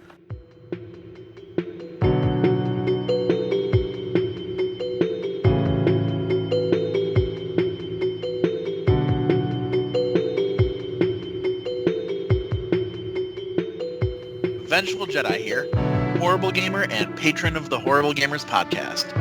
Want to give the gamers an XP boost? Want to see the show level up? Then support the Horrible Gamers on Patreon at patreon.com/Horrible Gamers. Don't be just another NPC, non-Patreon character. Become a patron. 2 gold, 5 gold, 10 gold, 20 gold. It all supports the party. So game on.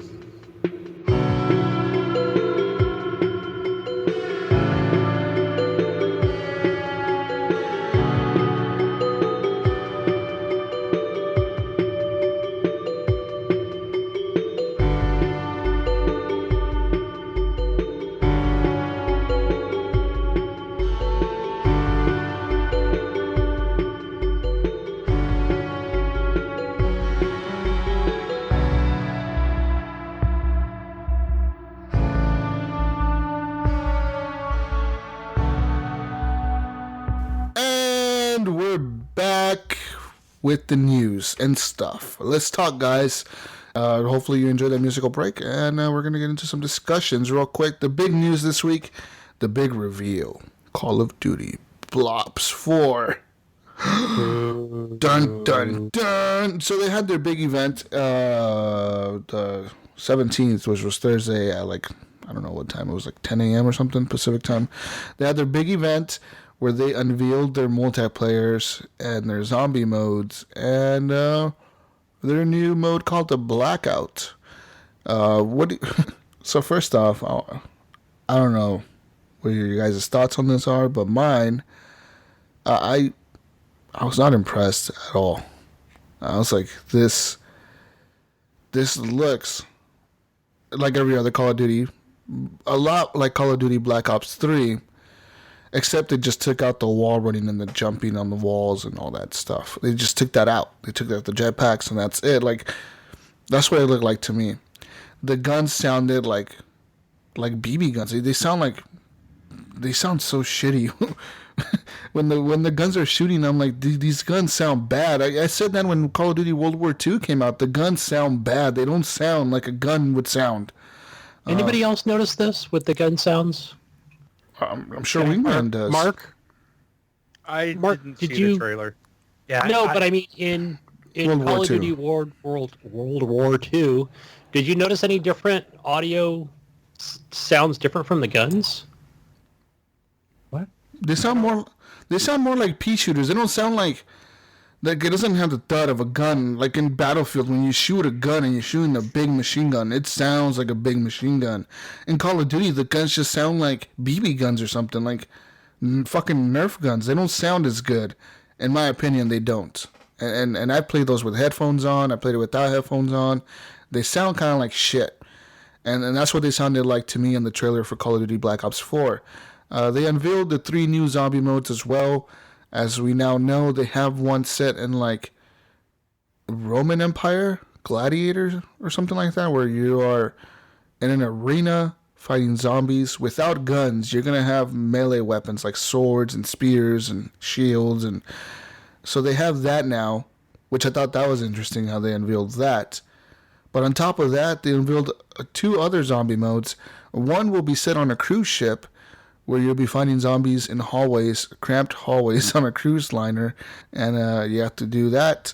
And there's another one set, again, I think it's from another Call of Duty. I'm not 100% sure which one it is, but it's another story from a previous Call of Duty, kind of like a classic zombie mode. And then, of course, they unveiled their Blackout. They didn't say much about Blackout. They didn't say what the player count was for their Battle Royale mode or anything for that matter. They did, in fact, though, say it is their biggest map yet, which doesn't say much because the maps of Call of Duty are not big. But they did say you can fit 15,000 Nuketowns in this map.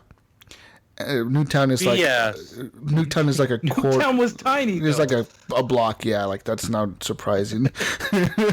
But they also said it's not that large. They also said you're gonna have the ability to use land, sea, and air vehicles in the multiplayer mode called the Blackout. So, what are you guys' thoughts on all this? It's gonna fail. I don't care at all. No single player campaign. The reason they said they have no single player campaign is because they focused their narratives on the Blackout mode. The zombie modes are going to have more deeper stories. I guess that's what they focused their single player campaign on, was the zombie mode, because now you can play zombies by yourself and have AI partners instead of having like to play co-op with people or having to struggle by yourself to play the whole game by yourself. Oh, I like that. You can have now AI people that are going to be in there with you, fighting with you, alongside you, and you can set up like their what you call that, like how good they are. You can set make them really good or make them kind of like okay or make them bad, so you can be a little bit harder for you. So you can set the difficulty on that. So they have all these features now for Call of Duty Zombies, which was like I think their biggest.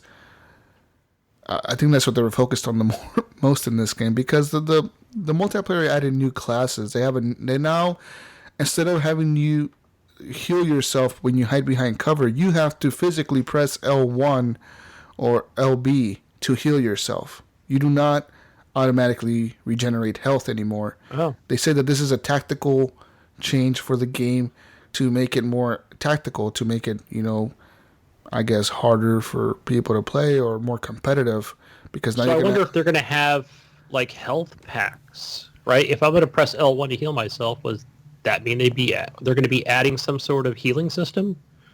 We'll find out. Yeah. And then of course they did say boots on the ground. That's their big thing. Boots on the ground. No more wall running or jetpacks. That was their big thing. Boots on the ground, guys. And yeah, I wasn't impressed by it at all. The engine to me looks dated as hell. It looks so dated. I'm like, how is it that Activision has not invested in a new fucking engine? They've made so much money on this game. Why not spend fucking $100 million to make a new engine? Why not? Come on, guys. Really? I just think it's shit that their graphics look like shit. Their sounds are shit. Yeah, and I know the trailer's out, and I saw the link, but I didn't watch it. You haven't seen it? The coolest trailer to me was the coolest one that I thought was the coolest was the trailer for the Call of Duty Zombie cruise ship. I thought that was the coolest looking one, but I was like, still like, this is gonna be lame. I'm not into zombies. I don't give a fuck about zombies. I don't care about anything zombies. I don't care. And Brink in the chat was talking about how 35% of players that buy Call of Duty only to play the campaign. That's a huge loss of the player base. Yeah. Yeah, but I don't. Yeah. I think they'll still do just fine in sales. Of course they will. Player only game. Of course they will. Of course, it's Call of Duty. It's going to leave us 38% out, are those that just play the campaign. Which is a I lot like of the people. zombies, so. But I still want a campaign if I'm going to pay $60. Now the key thing is, I think people are expecting Call of Duty to unveil the Blackout Battle Royale mode at E3. probably at Sony's conference because their marketing partner is Sony. I don't think they're going to do that. I don't think the mode is even done. I don't even think... I think they have no clue what the fuck they're doing with that shit. They're like... I think the problem for them is going to be getting the player count. They're not going to be able to have 100 players in a map. Yep. Exactly. I don't think that's the thing. I think they just won't be able to do it. I think they're going to come out and say, like, we have 50 players in the map, and it's going to be faster paced than, like, Fortnite or PUBG. It's going to be a fast-paced battle royale. Is this... I'm curious also why this wouldn't be like a separate thing, this battle royale thing. Why they wouldn't just go, hey, looking at this Fortnite and sell it for how free. It's free to play, and they will not do free to play. It's massive and it's huge, and we should do the same thing. Because it's Call of Duty, it's easier to bundle it with the Call of Duty and sell it that way. Because you'll guarantee sales of copies when you do it that way. You'll have a bigger player base, probably. Yeah, and I just the thing what I think is they're not going to show the battle royale at E3 as people are expecting. They're going to get more multiplayer trailers or whatever, more zombie trailers. They're probably going to have the zombie mode playable there. But I think the people that are going into E3 expecting to play that game at E3, they're gonna be disappointed. They're gonna be like, this doesn't work. So yeah, there's that, guys. Yeah, my opinion on this is I remember reading where they were working on a campaign and they were unable to get it done in time. But what I pick out of the story is that there's not a lot of people in their minds that play the campaigns, and everybody's on Battle Royale. I think they took that team and said, scrap the story, get Battle Royale in it right now. Yeah. So I don't think they're going to be able to handle 100 players. Yeah, because they never have had large numbers in a Call of Duty game. Yeah. And you can say, well, it's because we want this certain style of game, but I think it's more of like the engine what Jesus is saying. They can't handle it in their game. I think they will come out with like a max of like 50 people. Yeah. And I don't think it's going to be ready on launch day. I think and if it is, it's just going to fail because I don't think they've put enough time into it. Yeah, I think they've pivoted way too late. I think they saw the success of Fortnite and they were like, we need to get in on that. And then it's just too late. Like at this point, they need to stay relevant. And the thing is too fast, too soon. Call of Duty the Call of Duty crowd, I don't feel, is a PUBG, Fortnite gamer. They're not. No. Because it's more tactical. These people that play Call of Duty rank up, unlock stuff. They have their equipment they go into battle with. They're not going to want to go into every match empty.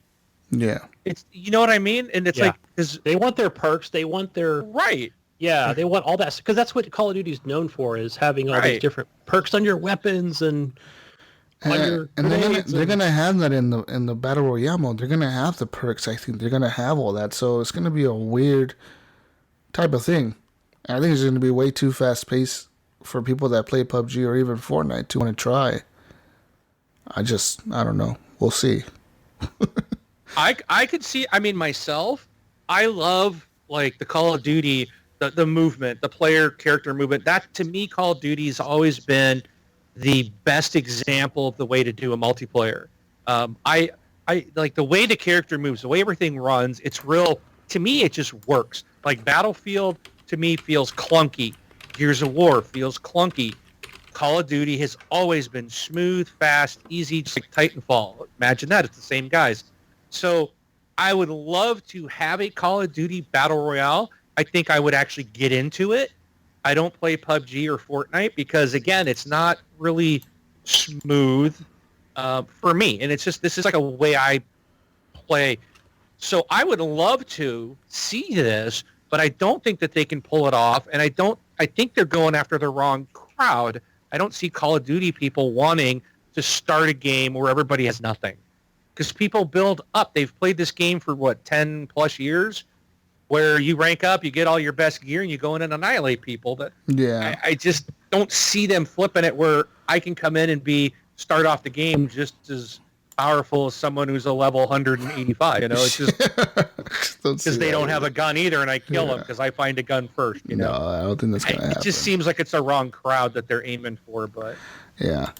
But yeah, apparently reports say that that team at Treyarch only started working on the Call of Duty Battle Royale mode just last year. Yup. So the game has been worked on for a couple years now. So I'm assuming, yeah, you're probably right. They did scrap the campaign to add this in. They were probably like, you know what, you guys working on the campaign, stop that, and we're making a Battle Royale mode. Yep. So sad. They're just chasing the money and not. Yeah, Yeah.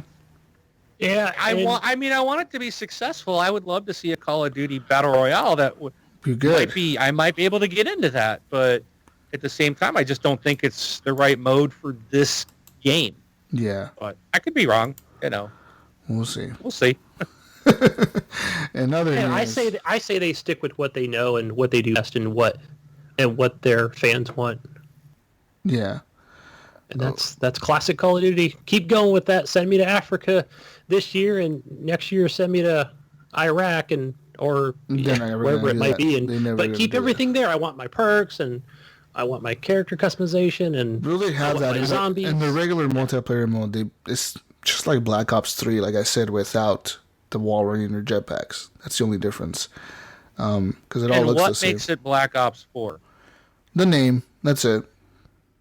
It's just the name. There's nothing else that's Black Ops about it. It's just the name and the zombies. Might as well call it Call of Duty's Flying Circus or something because they could. It's a meaningless title. Might say I think they're going to have. You know what they're going to have, Mark, is just something like Call of Duty 4. Didn't they have these like co-op style missions that were not really a story? They were just missions, right? So I think they'll have Black Ops. They did add a new feature to the game, though, guys. They added a new feature called single-player operations, where a player can now go into a single-player mission by yourself. You can do these like training missions that'll teach you the abilities of the different classes or operators, is what they call them. Like Rainbow Six Siege. Siege. They just ripped everything off from Siege. Pretty much, yes. Right. Yeah, I think they see the success of Rainbow Six and how they're still going strong even 4 years later, and I think they're like looking at that game and they're looking at Battle Royale. They're like, we're going to just put the two together, try to do something. I just don't know how that's going to work. But yeah, that's their big new thing. They said that they didn't get entirely rid of the single-player experience. You can go in there and play as an operator, certain scenarios, and learn their abilities. So, yeah. In other news, Battlefield 5 reveal will be next week. Yes. So get ready for that, guys. It's going to be exciting. So Battlefield 5, we're going to get to see what they have to offer. And I love how EA came out and said that they're not going to cut any corners or lose value in their game because they will have a full-fledged single-player campaign. Right. So the campaign gone multiplayer game gets rid of the campaign, and the game franchise that was multiplayer gone single player now keeping their single player. Exactly. This is like the reverse. But they'll both have battle royale modes. I think Battlefield could do it much better than Call of Duty with the destruction, and they already proved that they could do big maps and large player counts and lots of players. Yeah. So they're going to be able to pull it off. I think. Yeah, I think people are going to be thoroughly surprised at what, and I think when next week, whenever Battlefield 5 comes out with that, I think they're going to just show everything. I think they will show the Battle Royale mode. Damn, that is loud. So, yeah. In other news, Skull and Bones, the Ubisoft pirate game that you may have forgotten about, it is now more forgettable because it will not release until possibly March of 2020. What? Yes, the game has been delayed for a long time. They said it was going to release late 2019 to as late as March 2020 So, yeah, that's a surprise because we haven't seen an article, nothing, a screenshot, nothing. I'm thinking they saw Sea of Thieves and they're like, "Oh fuck this! We gotta make something completely different that they made, guys, because their game is not that good. Let's just make something different." But yeah. Yeah, so hopefully that team is working on a little title that is one of Mark's favorite games, right? What? What's that? The Tom Clancy's what's the Oh no, I'm assuming that the Tom Clancy team is a whole different team than the team working on the. You think so? Yes, definitely. Ubisoft is huge, dude. They're fucking Yeah, I guess insanely big. Studios. Yeah, they got studios all around the world, so I'm sure they have like the main studios working on Splinter Cell. And I don't even know that game will release this year. I don't think it will. I think it'll be a 2019 title. I think they might show it this year. It'll just be announced, right? Yeah.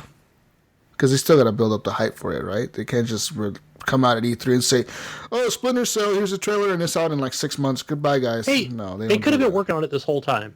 You don't know. I'm sure they have, but I'm sure, I don't think it's done this year, and I don't think anybody wants to release against Red Dead. That's just what I don't. Stay out of their way. Fucking Rockstar just announces a game and scares the fuck out of everybody, and everybody's like, "What the hell do we do now?" Even Call of Duty's launching in October. Yeah, which so is like, never done. So, nobody wants to get in the way of Red Dead because everybody knows everyone's going to be playing that game when it comes out. And that's just crazy. In other news, Shenmue 3, the game that's exclusive, I think, to Sony, PlayStation, has now been delayed to some unspecified date in 2019. Before it was supposed to release in 2017, which got delayed onto 2018, which is now delayed onto 2019.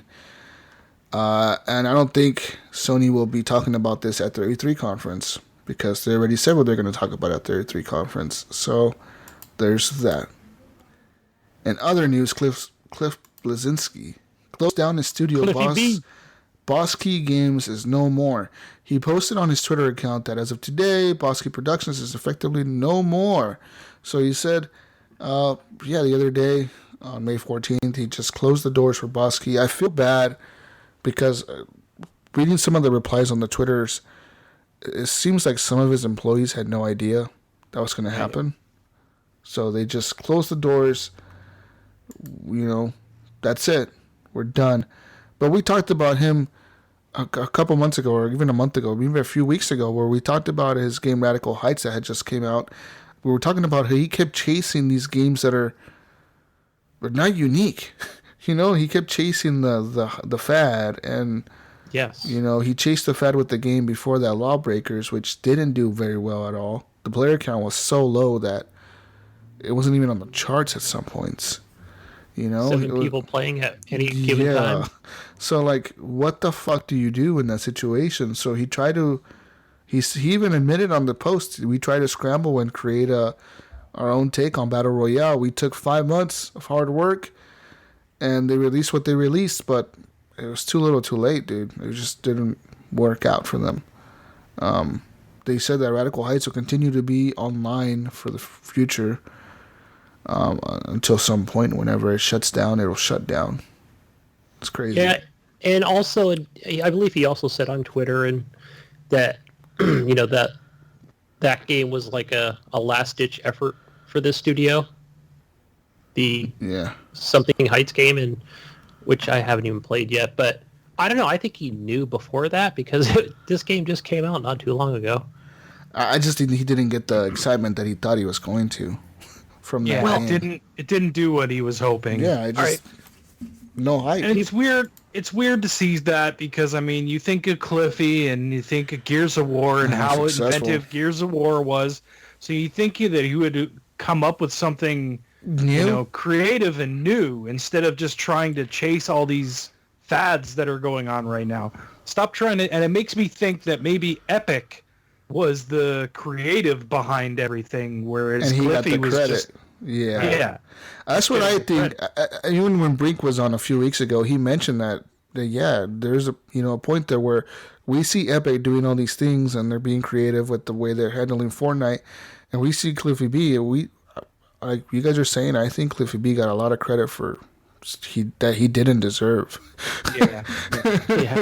He got the publicity, the credit. He was the guy driving the Lamborghinis to E3 and fucking being an asshole on the internet, and I just don't think he was as big as he thought he was. He's got a real chip on his shoulders, doesn't he? Yeah, he doesn't like the internet.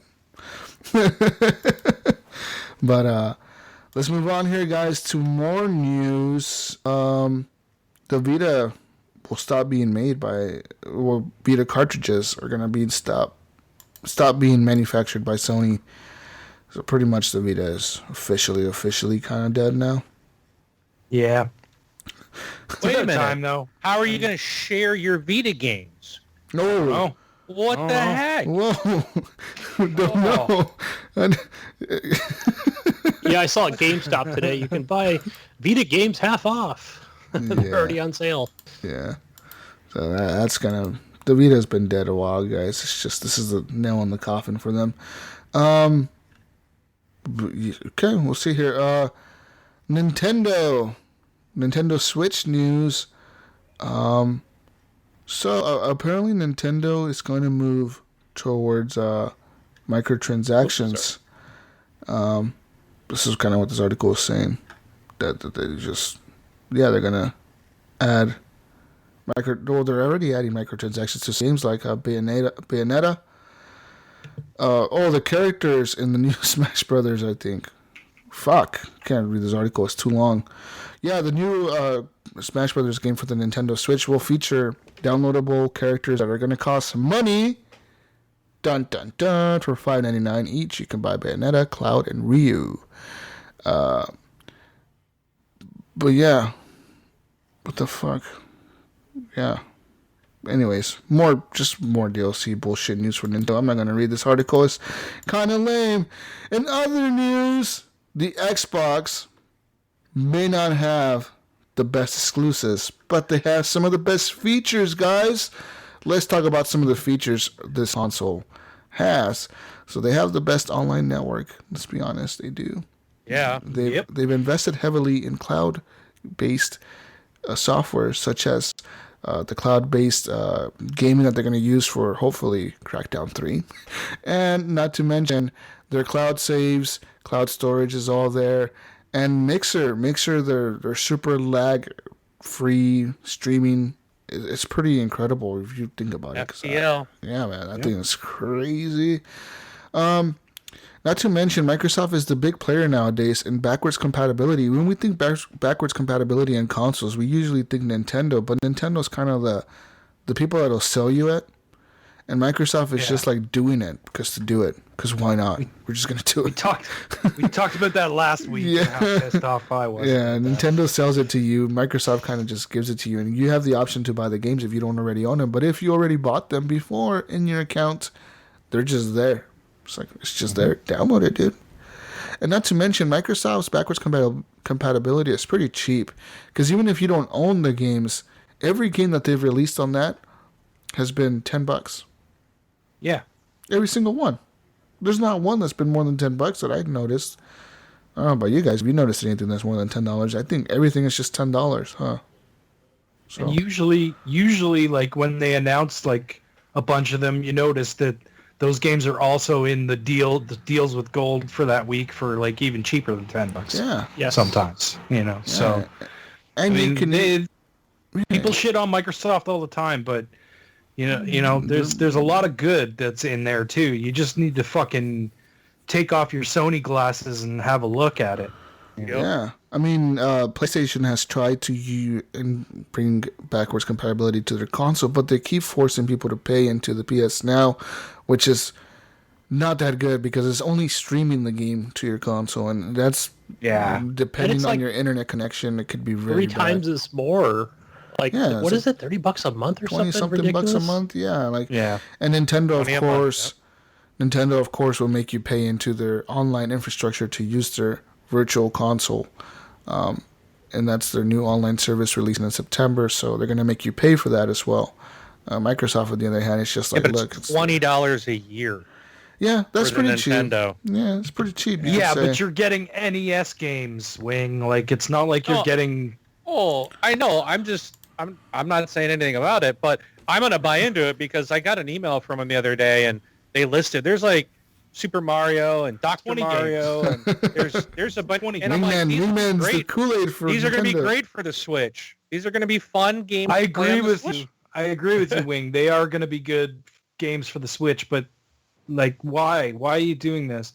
And let's just be honest. Everyone is used to being able to play online for free already. It's been way too long. They should not for have waited this Nintendo. long to release this. For Nintendo. Yeah. And like people that have bought like Mario Kart or, you know, Splatoon or, you know, all these games that have online functions that they've been playing for free all this time are going to be pissed off when they don't, like, they're probably not like us that are like keeping their eye on the news and, you know, all that kind of stuff, where all of a sudden they're going to go to play their game and it's going to say, no, you got to pay more money so that you can play it. People are going to get pissed. It's still super cheap. $20 a year is super nothing, cheap. yeah. That's the thing. Compared to Sony and Microsoft, it's super cheap. It's like a non-factor. I mean, but Sony and Microsoft also don't require you to use a cell phone to use party chat. Like, I'm not saying it's great. I wouldn't. For me, I won't party chat on it. This is not. No. This is something I'm looking at it like, oh, I get these other old games. Yeah, they're old, but they'll be fun to play on a portable. There's really nothing fun to play on this console right now. Like, I get it, and for you, it's great too because the Switch is a perfect device for traveling, and I know you travel a lot. You know, so like I see its advantages, but for me personally, I don't take public transit. I don't travel. You know, like maybe you should, right? Maybe you should just go and ride the train around Canada. Train. Yeah, maybe I should just hop on the rail. And just hop on the train. Not Nintendo. Hop on the train. Get on the train and use your Switch, guys. Come on, support Nintendo. Jobs. No, wait, don't do that because then you don't have money to buy our stuff. But the one thing that the Xbox One X has over all of these platforms is that it actually enhances the games for better frame rates and better graphics on the Xbox One X system. That is a big thing, I think, that people overlook. Because like Red Dead looks so good, dude, with 4K. It looks like a modern game. It looks better than some of the modern games, actually. Like I said, it may look a little bit better than Kingdom Come Deliverance. That game is new, like new. But yeah, the other big thing for Microsoft that they have, of course, is the Game Pass, which is pretty much the closest thing to Netflix for gaming in the world. And I think at E3 we're going to get surprised with some third-party games releasing on fucking Game Pass. I think that's going to happen. I think Ubisoft... That would be cool if other people... I think Ubisoft will do it. I think Ubisoft is going to come out and be like, some big game that they have is going to be on Game Pass. It might not be the Division 2, but it might be something else. Siege, there you go. Game Pass. I could totally see them doing that. Here, Siege is on Game Pass. Think about how many times they've done like free weekends with Siege and stuff like that, right? Like I could totally see them putting that. They're going to add 2 games, guys. They're going to add 2 games. Okay, Siege is one. What is the other game that they're going to add? The Division. Or Ghost Recon. Nope. For Honor. For Honor. There you go. Yeah, I was totally thinking the same thing. Yeah. Those are 2 very heavy multiplayer games that a free version would keep an audience there, right? Like would keep people playing. That's so good. So I could totally see that. And I'm hoping that we get to see some of that at E3. Hopefully we get to see more than just Ubisoft hop on board. Maybe we get other publishers on there, like Square Enix. Maybe they'll release more games on the Game Pass because they already have released some games on the Game Pass, like Tomb Raider. Maybe they'll put Hitman on there or something. You never know. Oh, they don't actually own that anymore, do they? No. Yeah. IO Interactive maybe come out and be like, Hitman's on there too, guys. Woo! I love that game. And, of course, Xbox One X and Xbox itself, the team, continues to improve the UI for the system. I mean, we've seen the iterations of the UI change so much, but pretty lately it's been stable, and they just keep improving upon it. Like, every time I launch my Xbox, it feels alive. When I launch my PlayStation, it feels like I'm alone. It feels like I'm in there like... I mean, we've said this before too, right? Like, and I've noticed it a lot more recently because I've been playing my PlayStation. Yeah, it feels so playing God of War and stuff. Like, I go in there and I'm like, I don't like where this is. I don't like how this is set up. I don't like how you get to the store and this and that. And then just like, user, like, to find your settings. Like, I didn't even know how to fucking find my settings, and I was like, where the fuck is the settings Settings tab? are buried in You know there. what I mean? It's like, it's buried all the way over to the side, and it doesn't even look like it would be settings by the logo and whatever, and it's like, what the fuck is going on? And, yeah, but I think a lot of that has to do with the fact that I am so used to the Xbox UI that I don't have issues navigating it. A lot of people say they do. A lot of people think, oh, it's full of junk. I'm like, what are you talking about? Full of junk. Everything's there. Advertisements, and I'm like, they're a fucking company. Of course they're going to advertise them. And usually the advertisements make sense to what I'm playing. Like, it'll be for PUBG or for Fortnite or for, hey, you haven't played this Xbox Games with Gold game. Download the fucking Metal Gear Solid 5 right now. It's available. It's like all that shit. And it's like a little tiny square in the fucking corner. Like, why? How does that bother you? You know what I mean? Yeah, I totally agree. But I get lost in so much, like, especially when you get into, like, trying to go through their settings and stuff like that. It's like, there's so many fucking settings. The settings is so far. It's like, what the fuck is this? You know, like, I was trying to go in and turn on HDR and stuff, and I couldn't figure that shit out. But I think my TV for some reason, my TV is not compatible with the PlayStation 4 and HDR. That's weird. Mine is. It looks pretty good. My Xbox is. And other features that the Xbox has, Brink just brought this up, they also don't just have the Game Pass, they have EA Access, and they're the only platform that has EA Access on it at the moment. Well, that's another... besides PC. Oh, and PC, but... And PC has a different library also. Well, yeah, but if you think about consoles and how beneficial it is to have EA Access, when you want to try a game for 10 hours, you can. You know, and you get a discount when you buy it. It's so good to have that on there. And it's $30 a year. That's so cheap. I don't mind paying Think about that, dude. It's so cheap when you think about how much it is. Not to mention, they also are the company that supports virtual surround sound with Dolby Atmos and the Windows Sonic software. That shit makes a difference, dude. When you're wearing headphones. Dude, I was playing, what was it? Last night I was playing PUBG with my regular earbuds that I have with my Samsung Galaxy, the AKG headphones, and I could hear everything. Everything. It was like something was to my left, I could hear it to the left. Even when you're using the Dolby Atmos, even the main menu on the Xbox, like the home menu, is supported with Dolby Atmos. When you're switching to the right, you hear the sounds on the right. When you're switching to the left, you hear the sounds on the left. When you're going down on the screen, you hear the sounds on the bottom. It's kind of weird, but they got that. Sony doesn't have that. Nintendo and I gotta say, they do a great job at that too. I was playing Sea of Thieves on PC, and I felt like I was on the Xbox. I had the Dolby Atmos installed, so that's running in the background all the time, I think. Mm-hmm. Because you just go into your options on your PC and change it to Dolby Atmos. Yeah, and I think it's a one-time transaction, so it works really well. It's $15 games as well. Yeah, on Xbox you can download the Dolby Atmos app, and it'll work with your surround sound system in home. But if you want to use the headphone versions, you have to pay the $15. But if you don't want to pay the $15, use the free Windows Sonic software. It works just as good, and it supports more games. Because Dolby Atmos supports like a list of games right now. It's like 20 games or 15 games. They support like Rainbow Six Siege, Assassin's Creed Origins, Star Wars. They support a few games, like Tomb Raider is supported by it. But not every game is supported by it. It'll benefit from it, but not fully supported by it. Right. Yeah. So another great feature that Xbox has that they just announced, and I know this is not for everybody, and none of us are probably going to need this, but I think it's a fucking amazing thing that they're doing, is the accessibility controller.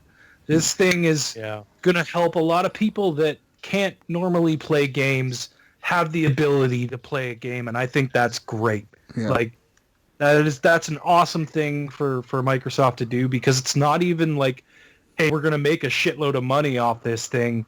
It's like, no, we're gonna give more people access to our platform that normally wouldn't be able to. You know, when you think about a controller, me, you, everybody else here, everyone listening, I mean, I don't want to say everybody, but you know what I'm saying. Like, the majority of people, they have thumbs. They have hands to hold the controller. They have fingers to pull triggers. They have the ability to move their thumb to do all this stuff. Not everybody has that. And I think opening this up to a wider group of people to enjoy the hobby that we all enjoy, and be able to do that is amazing. And that accessibility controller, it might not be big news to the average people, but it's big news for people that don't have those abilities, and maybe they can now play a game with their goddamn mouth even, you know what I mean? Yeah. Like, or people that are paraplegic can figure out a way for them to have these switches and whatever that they can hit and play a game that and enjoy these games that we all enjoy, right? So I think that to me is heartwarming. You know what I mean? Like, I think that's great. It's a great thing that they're doing. I think that's awesome. And I know it's not something that everybody is going to be benefits from. Yeah. But it's something that needs to be, it's a good thought, Yeah. So congrats to them on. And for that accessibility controller, it'll be $99.99 on release date. So not too much. So The thing is you have to have all the switches and stuff to plug into it, right? But I mean, I assume like someone like that trying to get into it, or maybe there's someone that sits there and watches other people play all the time and they really enjoy watching it, but have no way to do it. Now there's a way for them to do that, and I think that's great. It's a great thing. It is. Yeah. Yeah, I mean, watching streamers that are disabled, like, it's pretty incredible what they can do. Yeah. It is incredible. So I think it's cool for Microsoft taking this step to come out and make this controller. And it's awesome. One more thing that Brink just keeps bringing all the key points. Yeah, I should have talked to him about this before I started the show. He says Xbox is also supporting 1440p monitors and 120 hertz. I mean, we forget about that. Yeah, the PC gaming, you can hook up your Xbox to your monitor and it'll work. It'll support It'll it work fully. better, actually. Yeah. So use the features that you paid for in your monitor. Mm-hmm. So there's all that, and not to mention 4K HDR, true 4K. That's another thing too. Now these monitors are coming out with 4K HDR. The prices are coming down on them, and it'll look just that much better if you want to game on your monitor instead of, if you're a PC gamer and you got an Xbox, like, I need to get a TV and I need to bring it in the living room. Nope, just hook it up to the monitor, which it would have worked anyway, but now you can access all those features with your monitor. Yeah. And other news, let's go into some other news. No Man's Sky was featured on this week's Inside Xbox show. They came out, the dude who created No Man's Sky. But Jesus Christ, I felt like he was just doing the exact same thing again, just talking a bunch of bullshit that's never going to be true. Well, that's kind of, you got to take everything he said with a grain of salt, but they're saying that these features are true. Hold on. I took it the complete opposite way. I thought it was funny because it was like he kept making a comment like, well, I don't want to say anything, or I don't want to, I don't like talking about anything because I think of what he took over. Got so much grief on that before. It felt like every time he started to talk about something, he would jump to that exact thing. He would say that after, because he's like, oh shit, maybe I said too much. Maybe I said, maybe I shouldn't have said that. Maybe it feels like he's still reaching for the stars. You know what I mean? And I hope that, and no pun intended. Well, maybe there was a pun intended there, but he's talking about having the multiplayer in there and all that stuff. And this is all the same stuff we heard before. It's like, well, maybe they got it right now. Maybe they finally figured it all out. I feel like they did. We're getting is everything that is currently in the game, plus the new release that's coming out called Next. Right. So the new that is all going to be part of that, and that's what he's saying is the Xbox is going to get all of that. We're going to complete game. Right. So yeah. We saw him talk about the new multiplayer mode. He says you can now play co-op with friends on any planet in the universe in No Man's Sky. You're going to be able to have all the features that it currently has in it, but with multiplayer as well. So you can build the bases, you can explore the planets, you can drive the vehicles, you can fly the spaceships, everything you could do in No Man's Sky, but with the players with you, like other people with you. The party size is unknown. Like it could be 3 players, 4 players, maybe 5. Who knows how many you could have with you? Maybe 1. But he says that's the thing in the No Man's Sky Next update, which is releasing on July 24th, which is the day that it comes out on the Xbox One. It will also be enhanced in 4K HDR for the Xbox One X, and it will release in Europe on July 27th, so actually 3 days after it releases in North America, it'll release in Europe. Yeah, and it's always like that. Europe always has releases on Friday, I believe, if I'm not mistaken. Yeah, and we're on Tuesdays, usually. So he said, quote, this is what he described the multiplayer. He said, "You'll be able to explore the universe with a small group of friends or bump into random travelers. You can help friends to stay alive or prey on others to survive. Tiny shelters or complex colonies that you build as a team are shared for all players. You could fight as a pirate or a wingman in an epic space battle with friends and enemies. Race exocraft across weird alien terrains, creating racetracks and trails to share online." So it looks like they're going to have racing somehow involved in it. All that stuff. I'm kind of excited for it. I have this on the PS4, and honestly, I might buy this for the Xbox if enough of my friends start playing it on there. I might just buy this. John Jerome in the chat, he was just listening to an episode of The Horrible Gamers where, Jesus, you bought that No Man's Sky. Or no, you bought a PS4 just to play. Yes, it was. Mm-hmm. It was the reason I bought my first PS4. It totally was. I remember that because IAMS gave me shit. Brink gave me shit. You can't believe you're buying PS4. I was like, dude, I was so hyped for that game. I was sold. I was sold on everything, on all the lies they told me. I was sold on every single one of them. And they were lies, right? Oh, well, you should run into somebody eventually. Yeah, eventually. Nobody's there. And the shitty part is, like, it was like 30 minutes within the game launch. People figured out how to go to the same planet, and they're like, "You're not like I'm standing here. I'm standing here too, dude. I don't see you. I don't see you either." Like people figured it out so quick that it was all bullshit. Because initially, like when the game first came out, and then people were like, "I haven't seen anyone." The No Man's Sky Hello Games team was all like, "Oh, I mean, don't worry. You might run into somebody. The universe is so big, you might not actually see someone." And people were like, "No, dude, we came to the same planet. There's nobody here." And then it was all a lie. Wow. Oh man. But And here he is signing up to buy it again. I am. I'll buy it. I'm telling you, Wingman, if you buy this, A third time. Before you buy it, though, Jesus, you got to sell your Xbox and then rebuy the Xbox. Oh, there we go. I got to resell. I'm gonna get a new Elite controller with it too. Hey guys. Exactly. I think didn't I buy my PC just shortly after that? And I was. You did. I think so. Yeah. But I'm actually glad that I didn't buy it before I saved myself $60 because I would have gotten it for a PC right away, seeing how it was only on PS4 at the time. But the game I think looks pretty. It is a cool game, dude. It is a cool game. Yeah, I like the art style.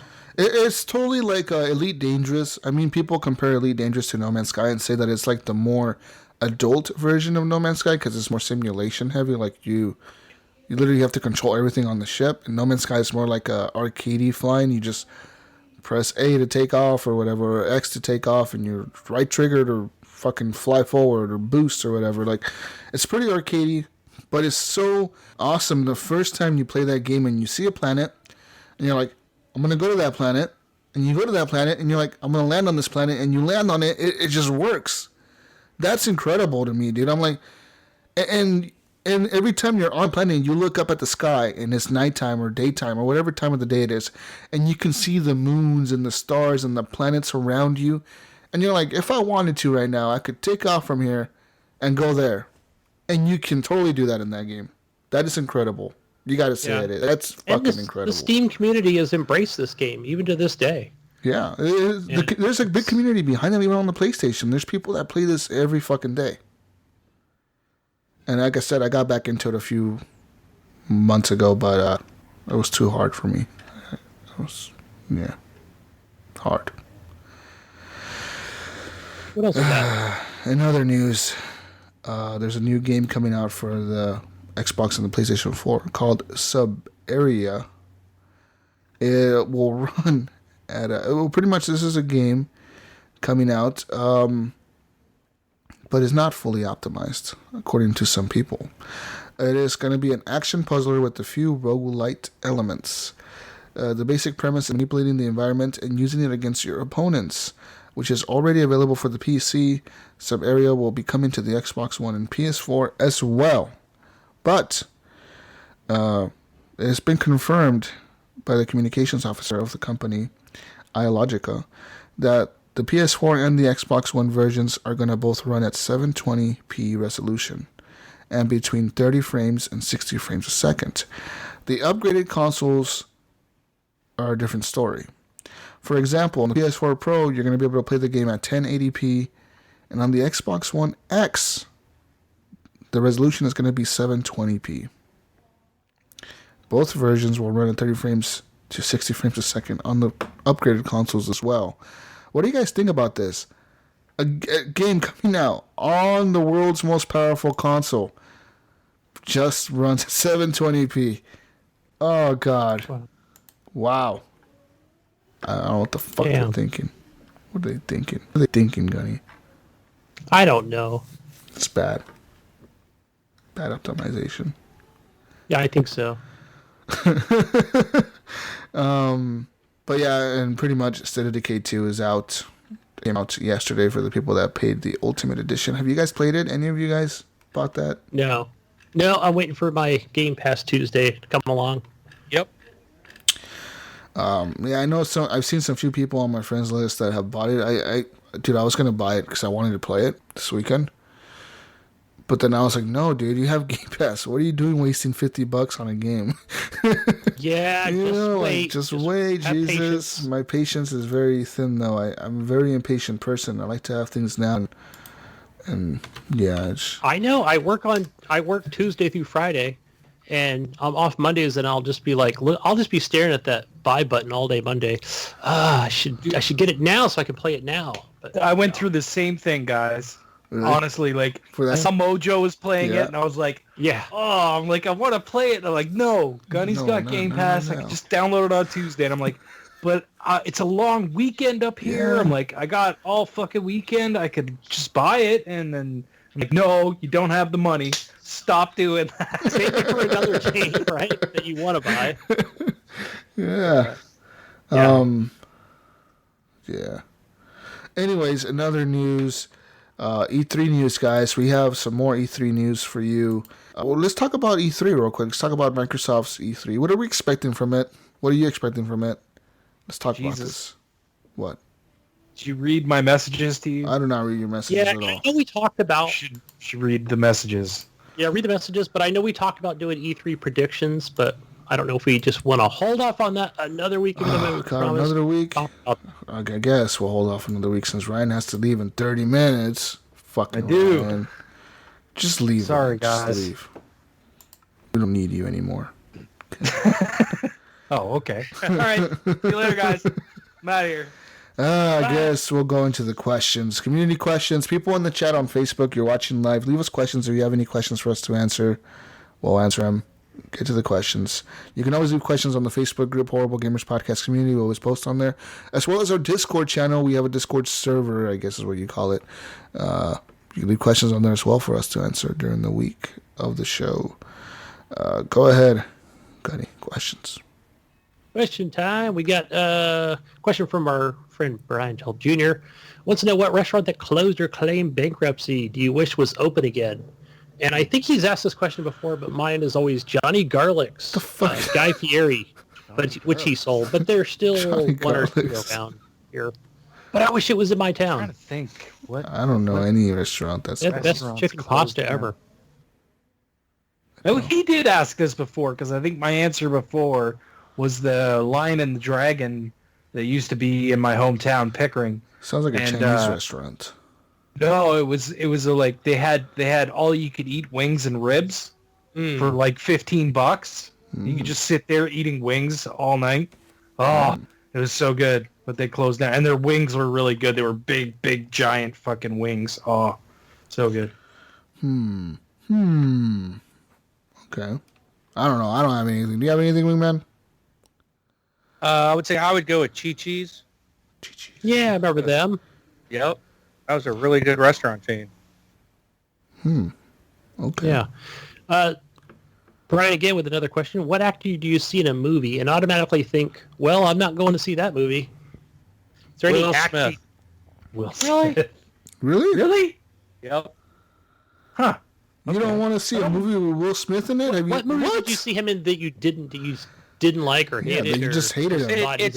It's I don't like it. It's when these prima donna actors and actresses feel that they need to push their political agendas anytime they're asked a question or in an interview or doing a thank you speech for an award, and they come out and go, oh, the president sucks or this or that. I'm like, you know what? I'm done with you. You know, you can have your opinion and I can respect that, but when you're in an award ceremony or you're doing an interview for a movie, keep that crap to yourself.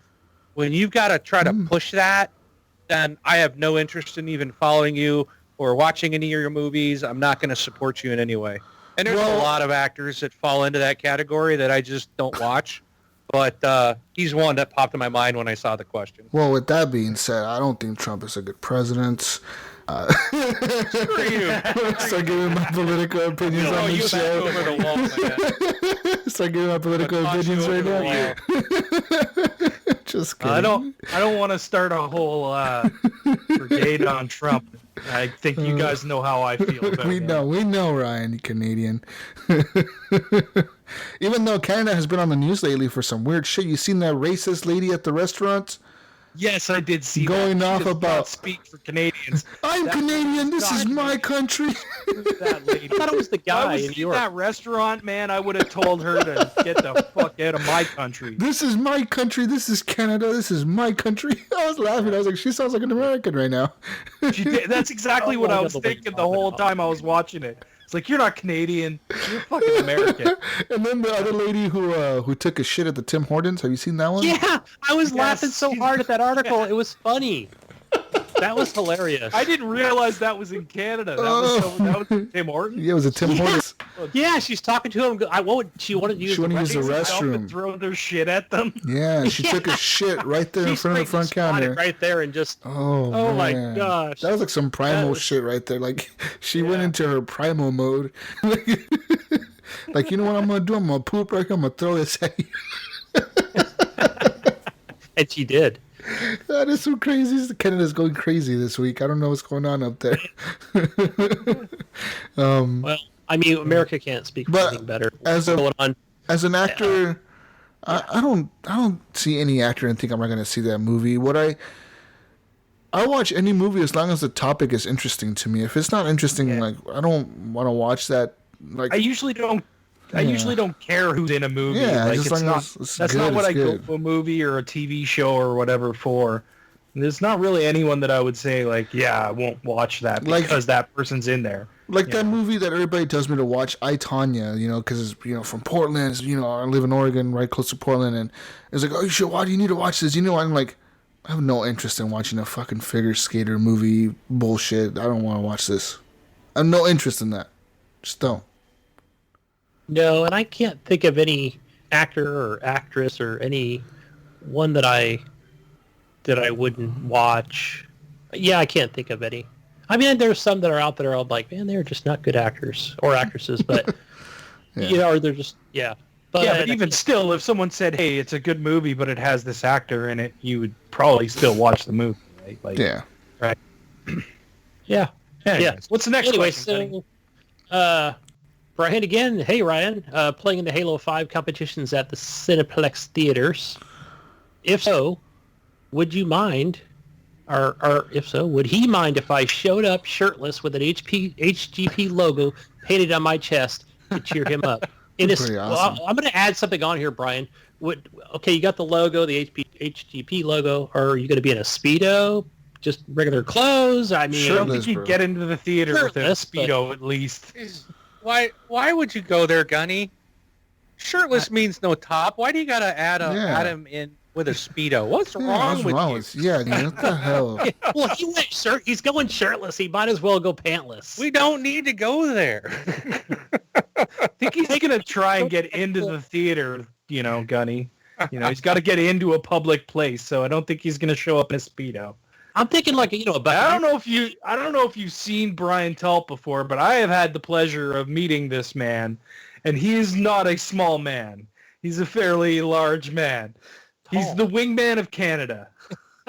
He's a big dude. I am 8 feet tall, Yes, he's pretty tall, guys. I'm just saying. You can see Ryan there, Brian Tulp's pretty tall, too. Like, when I met him, I was like, hey, man, how's it going up there? How's the weather? So I feel when I talk to Wingman. I breathe outside, He's got his red Speedos on, his HGP logo, face paint. I'm saying, if someone is willing to show up to support me in a sports tournament, esports tournament like that, I'm all for it. I love you. I love you as a fan, if you're willing to do that for me. Yeah. I will get up and go down there after the match and shake your hand for showing up like that to support me. That's what I would do. What he's talking about is at the movie theaters up here. That's what Cineplex is. That's the movie theaters. That's one of the movie theater chains up here, like AMC and whatever. And they put on these tournaments, and you go to the theater and go into the AVX fucking theater and play a game on the big screen with the surround sound and all. That'd be so hard to do on a big screen. Stuff. Yeah. That'd be hard. Crazy. Yeah. Anyway, next next one from Amar Subasic. He wants to know, this is Alan's friend, why is Alan maybe shady, and why do we hate Gunny in Wildlands? We all know Alan maybe is just shady. He's just like that. I mean, you've heard stories on the show about how Alan maybe is shady. We just know that, I not only go to hunt him down in Wildlands, I hunt everybody down that's not on my team. Alan maybe messaged me the other day. He told me that I needed to get Wildlands so I could kill you, Gunny. He was saying that for some odd reason you're actually really, really good at the game. That he doesn't know why. I'm surprised how good I was at that game. Yeah, he's like, I don't even know how he's that good at the game, but he is that good at the game, and I need you to get on this game so you can kill him, Jesus. And I'm like, I don't want to buy that game. And he's like, we'll game share with Gunny or something so you can kill him in the game. I was like, no, I'm all right, dude. No, thank you. He's like, he's so frustrated with you, Gunny. And believe it or not, Alan's actually a pretty good coach in the game. I got to say, he's like, go here, go there. Is he the one that showed you how to play and you just became better than him? Absolutely. Awesome. Well, damn. I got to learn the night mode. That's the few maps that I got to learn. Because you could use your night vision, but it's shit. You can't see him even at a distance or close up until you're dead. Ooh. Next question.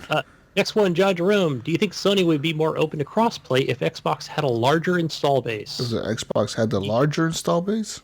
A larger one. Let's say they were even. I would say yes, John. I would say sure. Yeah, we're kind of neck and neck. Let's do it.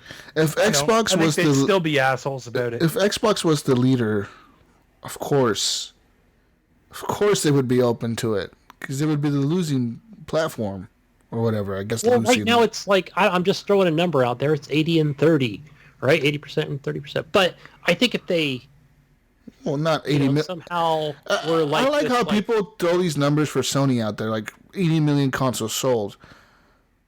But there's no way in hell 80 million people are on PlayStation 4 playing online multiplayer games.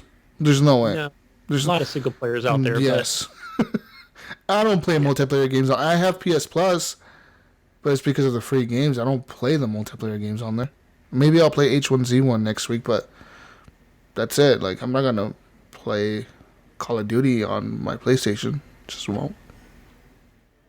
I don't know. Maybe they're just waiting for more Phil Spencer tweets to say how or just to keep congratulating me on all their award-winning games. Like after so many, will they then say, you know what, Phil, you've earned your keep, No, they don't give a shit. Crossplay. It's all about the way they look towards the consumer. At the end of the day, all those guys go and have lunch together, dude. They're all executives. They don't give a fuck. They're all rich people that go and have lunch together. Yeah, they all golf together at the Seattle golf course. Yeah. Yeah, you know, like they do. People fail to realize that shit. It's ridiculous, but it is what Yep. it is. John also wants to know, do we have any good mobile games to recommend? Legends, that's the one I play on there. Gems of War. What? Gems Oh. of War. Okay, we didn't hear you first time. Yeah. That is a good game. Gems of War is good. I do play that. Game Dev Tycoon. I could play that game for hours. I don't care. I'll play that shit for 3 hours straight on my phone, trying to make the perfect game. 10 out of 10. Out of 10 out of 10 out of 10. Anything from you, Ryan? Like as far as mobile games go? I mean, not that I haven't talked about already. You know, you guys know I got into Guns of Boom, and I play a lot of Clash Royale. I started playing that Jurassic Park game every once in a while. The one that's like Pokemon Go, where you're capturing dinosaurs. Is that good? That came out. Huh? I forgot about that. It's just like Pokemon Go. When is the Jurassic Park game coming out for the Xbox and PlayStation? The build your. That's soon. I think that's next month. I want to buy sometime. that. It's in June. I'm gonna be all into that because I've been playing City Skylines a lot lately, and it's good. I love those games. I feel like also I would recommend Plants vs. Zombies. I haven't played in a while. I know it's been out for a long time. Yeah, it's a good game. But there's a lot of microtransactions, but you can play that game a lot without paying a dime. Yeah. Pandemic is a really good game too. That's where you make the virus and you spread it around the world. That's a good game. Yes. Yeah, I think that's available on on everything. a lot of different systems. Even on the Xbox and shit, it's available. I bought it on the Xbox. I don't even know why. I don't really play it on it. I did. I wanted to support them. But yeah, that game is huge. I think it's the number one paid strategy game on the iOS platform. Yeah, I see it. Still. I think I see it on iOS, on Steam. Yeah, and that game came out like fucking 6 years ago now. It's crazy.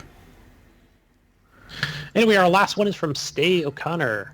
How do you guys feel is the best way to get good, GUD, at a game type? For instance, if I want to get good at Madden, probably don't start with NHL, right? So I know what this question is about. I know what it's about. Our friend Clint and our friend Steven here got into a little argument the other day on our Facebook group. They were arguing about how you get good at a multiplayer game, and Clint was saying,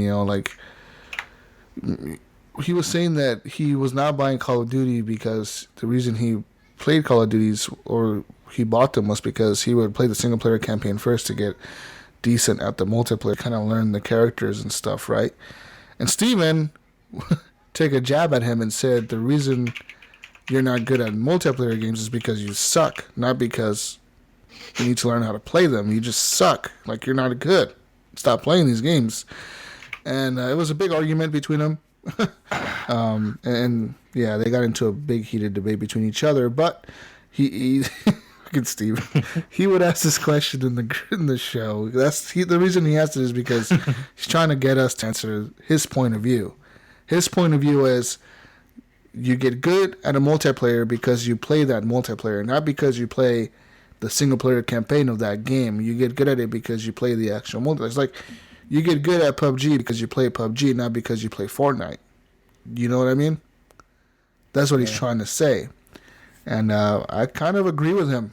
Honestly, you do get good at a multiplayer game because you play the multiplayer game of that, whatever it is. Like, if you want to get good at Battlefield, you have to play Battlefield. You cannot play Call of Duty and then expect to go into Battlefield and be like, I'm good at Call of Duty. What can I be good at this? It's like, because Battlefield is a whole different game. There's destruction. Yeah. There's bigger player base. There's all kinds of different, more dynamic things going on in the game that are just happening that don't ever happen in a Call of Duty match. It's just like PUBG and Fortnite is a perfect example.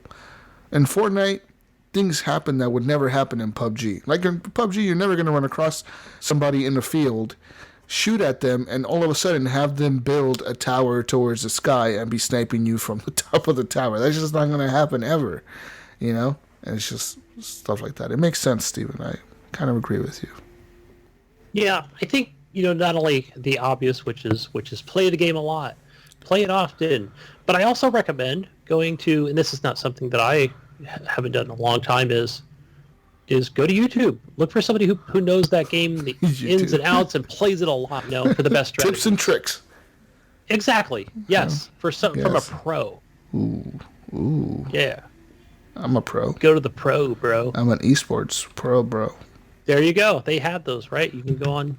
No, you're not. Go to do it. Good. Ryan, you want to go, bro? You want to go PUBG 1v1? Let's do this. No. Let's do this. No, don't. And then I'll play you I in kind of pinball. agree. I mean, I'll take you on in pinball. Let's do that. I mean, I get what Stu's saying, but there's people like me that I honestly I don't compete when it comes to that shit, and I can play it as much as I want. I'm not gonna get good. Maybe when I was 20 years old, I could start playing and I would get good, but fuck, man, I'm too old now for this shit. It's just not I don't have the hand-eye coordination. We're that all I used too old for this shit. I'm too old for really this shit, and don't. I'm 26. Hey, you know what, guys? A game. I didn't mention a game this in the beginning, but I did buy what did I buy? Not Marvel versus Capcom, but Injustice? Injustice 2. Yes. Yeah. And I got it for the story, but it does run me through the tutorial, and I can take the extended tutorial with extra moves and all other stuff. And I went through the second one, but I'm like, okay, this is it. I'm going to start the story and just kind of run through, and I want to play as Batman and beat Superman's ass, and just have a good time. And the game is beautiful, so I've been playing that today. Awesome. Hell yeah, but I know I'm never going to be online and win any matches. So. Right. And I'm the same way, Gunny. It's like, I know you bought that, but I'll probably never touch it because I've already played through the story, and the story is great. You'll enjoy it. It was fun. But I'm not going to play this game online. I'll just get my fucking ass handed to me, and I know it. And I don't have the time to fucking sit there and get good at it. I don't. Are you using the left stick or the D-pad direction? Do you remember? I usually use my D-pad. No, it's whatever you're comfortable with. I use the D-pad most of the time because I would use my Elite controller with the little tray thing on it. So that's what I have. I would use that. Now. Okay. What about you? What about you, Wingman? Do you ever play multiplayer games and then play the single player to learn the multiplayer kind of? I typically will play the single player first. Yeah. So that I can get used to the controls and how things work before I go face other people. But now you won't be able to do that in Call of Duty. You're gonna have to face the people. Nope, right into the fire. Right into the fire, Wingman. You're gonna go in there and kill people. Not gonna buy their garbage game. Whoa, this is a surprise. Yay. Surprise development. Wait a minute. Whoa. Hang on. Wait. I've heard you say this before. Yeah, I have too. The last 3 years. Just like me. I heard you say, I'm not buying Call of Duty this year. Man. And then you always end up buying Call of Duty. Or someone gets it for you for Christmas or whatever. Hey, I still have not bought Battlefield 1. Yeah, that was going to be my next question, Wing. If this year's E3, what will it take Battlefield V for victory for next week for you to purchase it? I just not a fan of Battlefield franchise anymore. I used to be.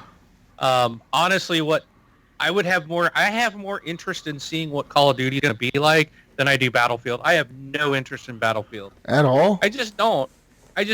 And honestly, I want to see what they're going to do with the Battle Royale mode for Call of Duty. I want to see Blackout or whatever they called it. I want to see what that's going to do. I want to see how that works, And if that looks really good, and it's like the Battlefield Battle Royale modes we're used to, and it runs the same way, and they can actually handle it, and it's smooth, then I'd probably pick it up just for that one mode, maybe. Just depends. Okay. Yeah. All right, guys. But I don't know. We'll see. That's it for You're gonna wow me. The questions and the news and the show. That means this is the end of the show. But first off, you can find me on Xbox Live, gamertag Jesus Walks a Lot, on PlayStation Network, GSUS Walks a Lot. I'll be playing some more PUBG this week. I'll play God of War. I'll be playing City Skylines Disasters. I love that shit. And other stuff, I guess. Oh, wait, that one game coming out. State of Decay 2. Yes. I'll be playing that sometime this week, hopefully. It's got co-op. We'll see how that works.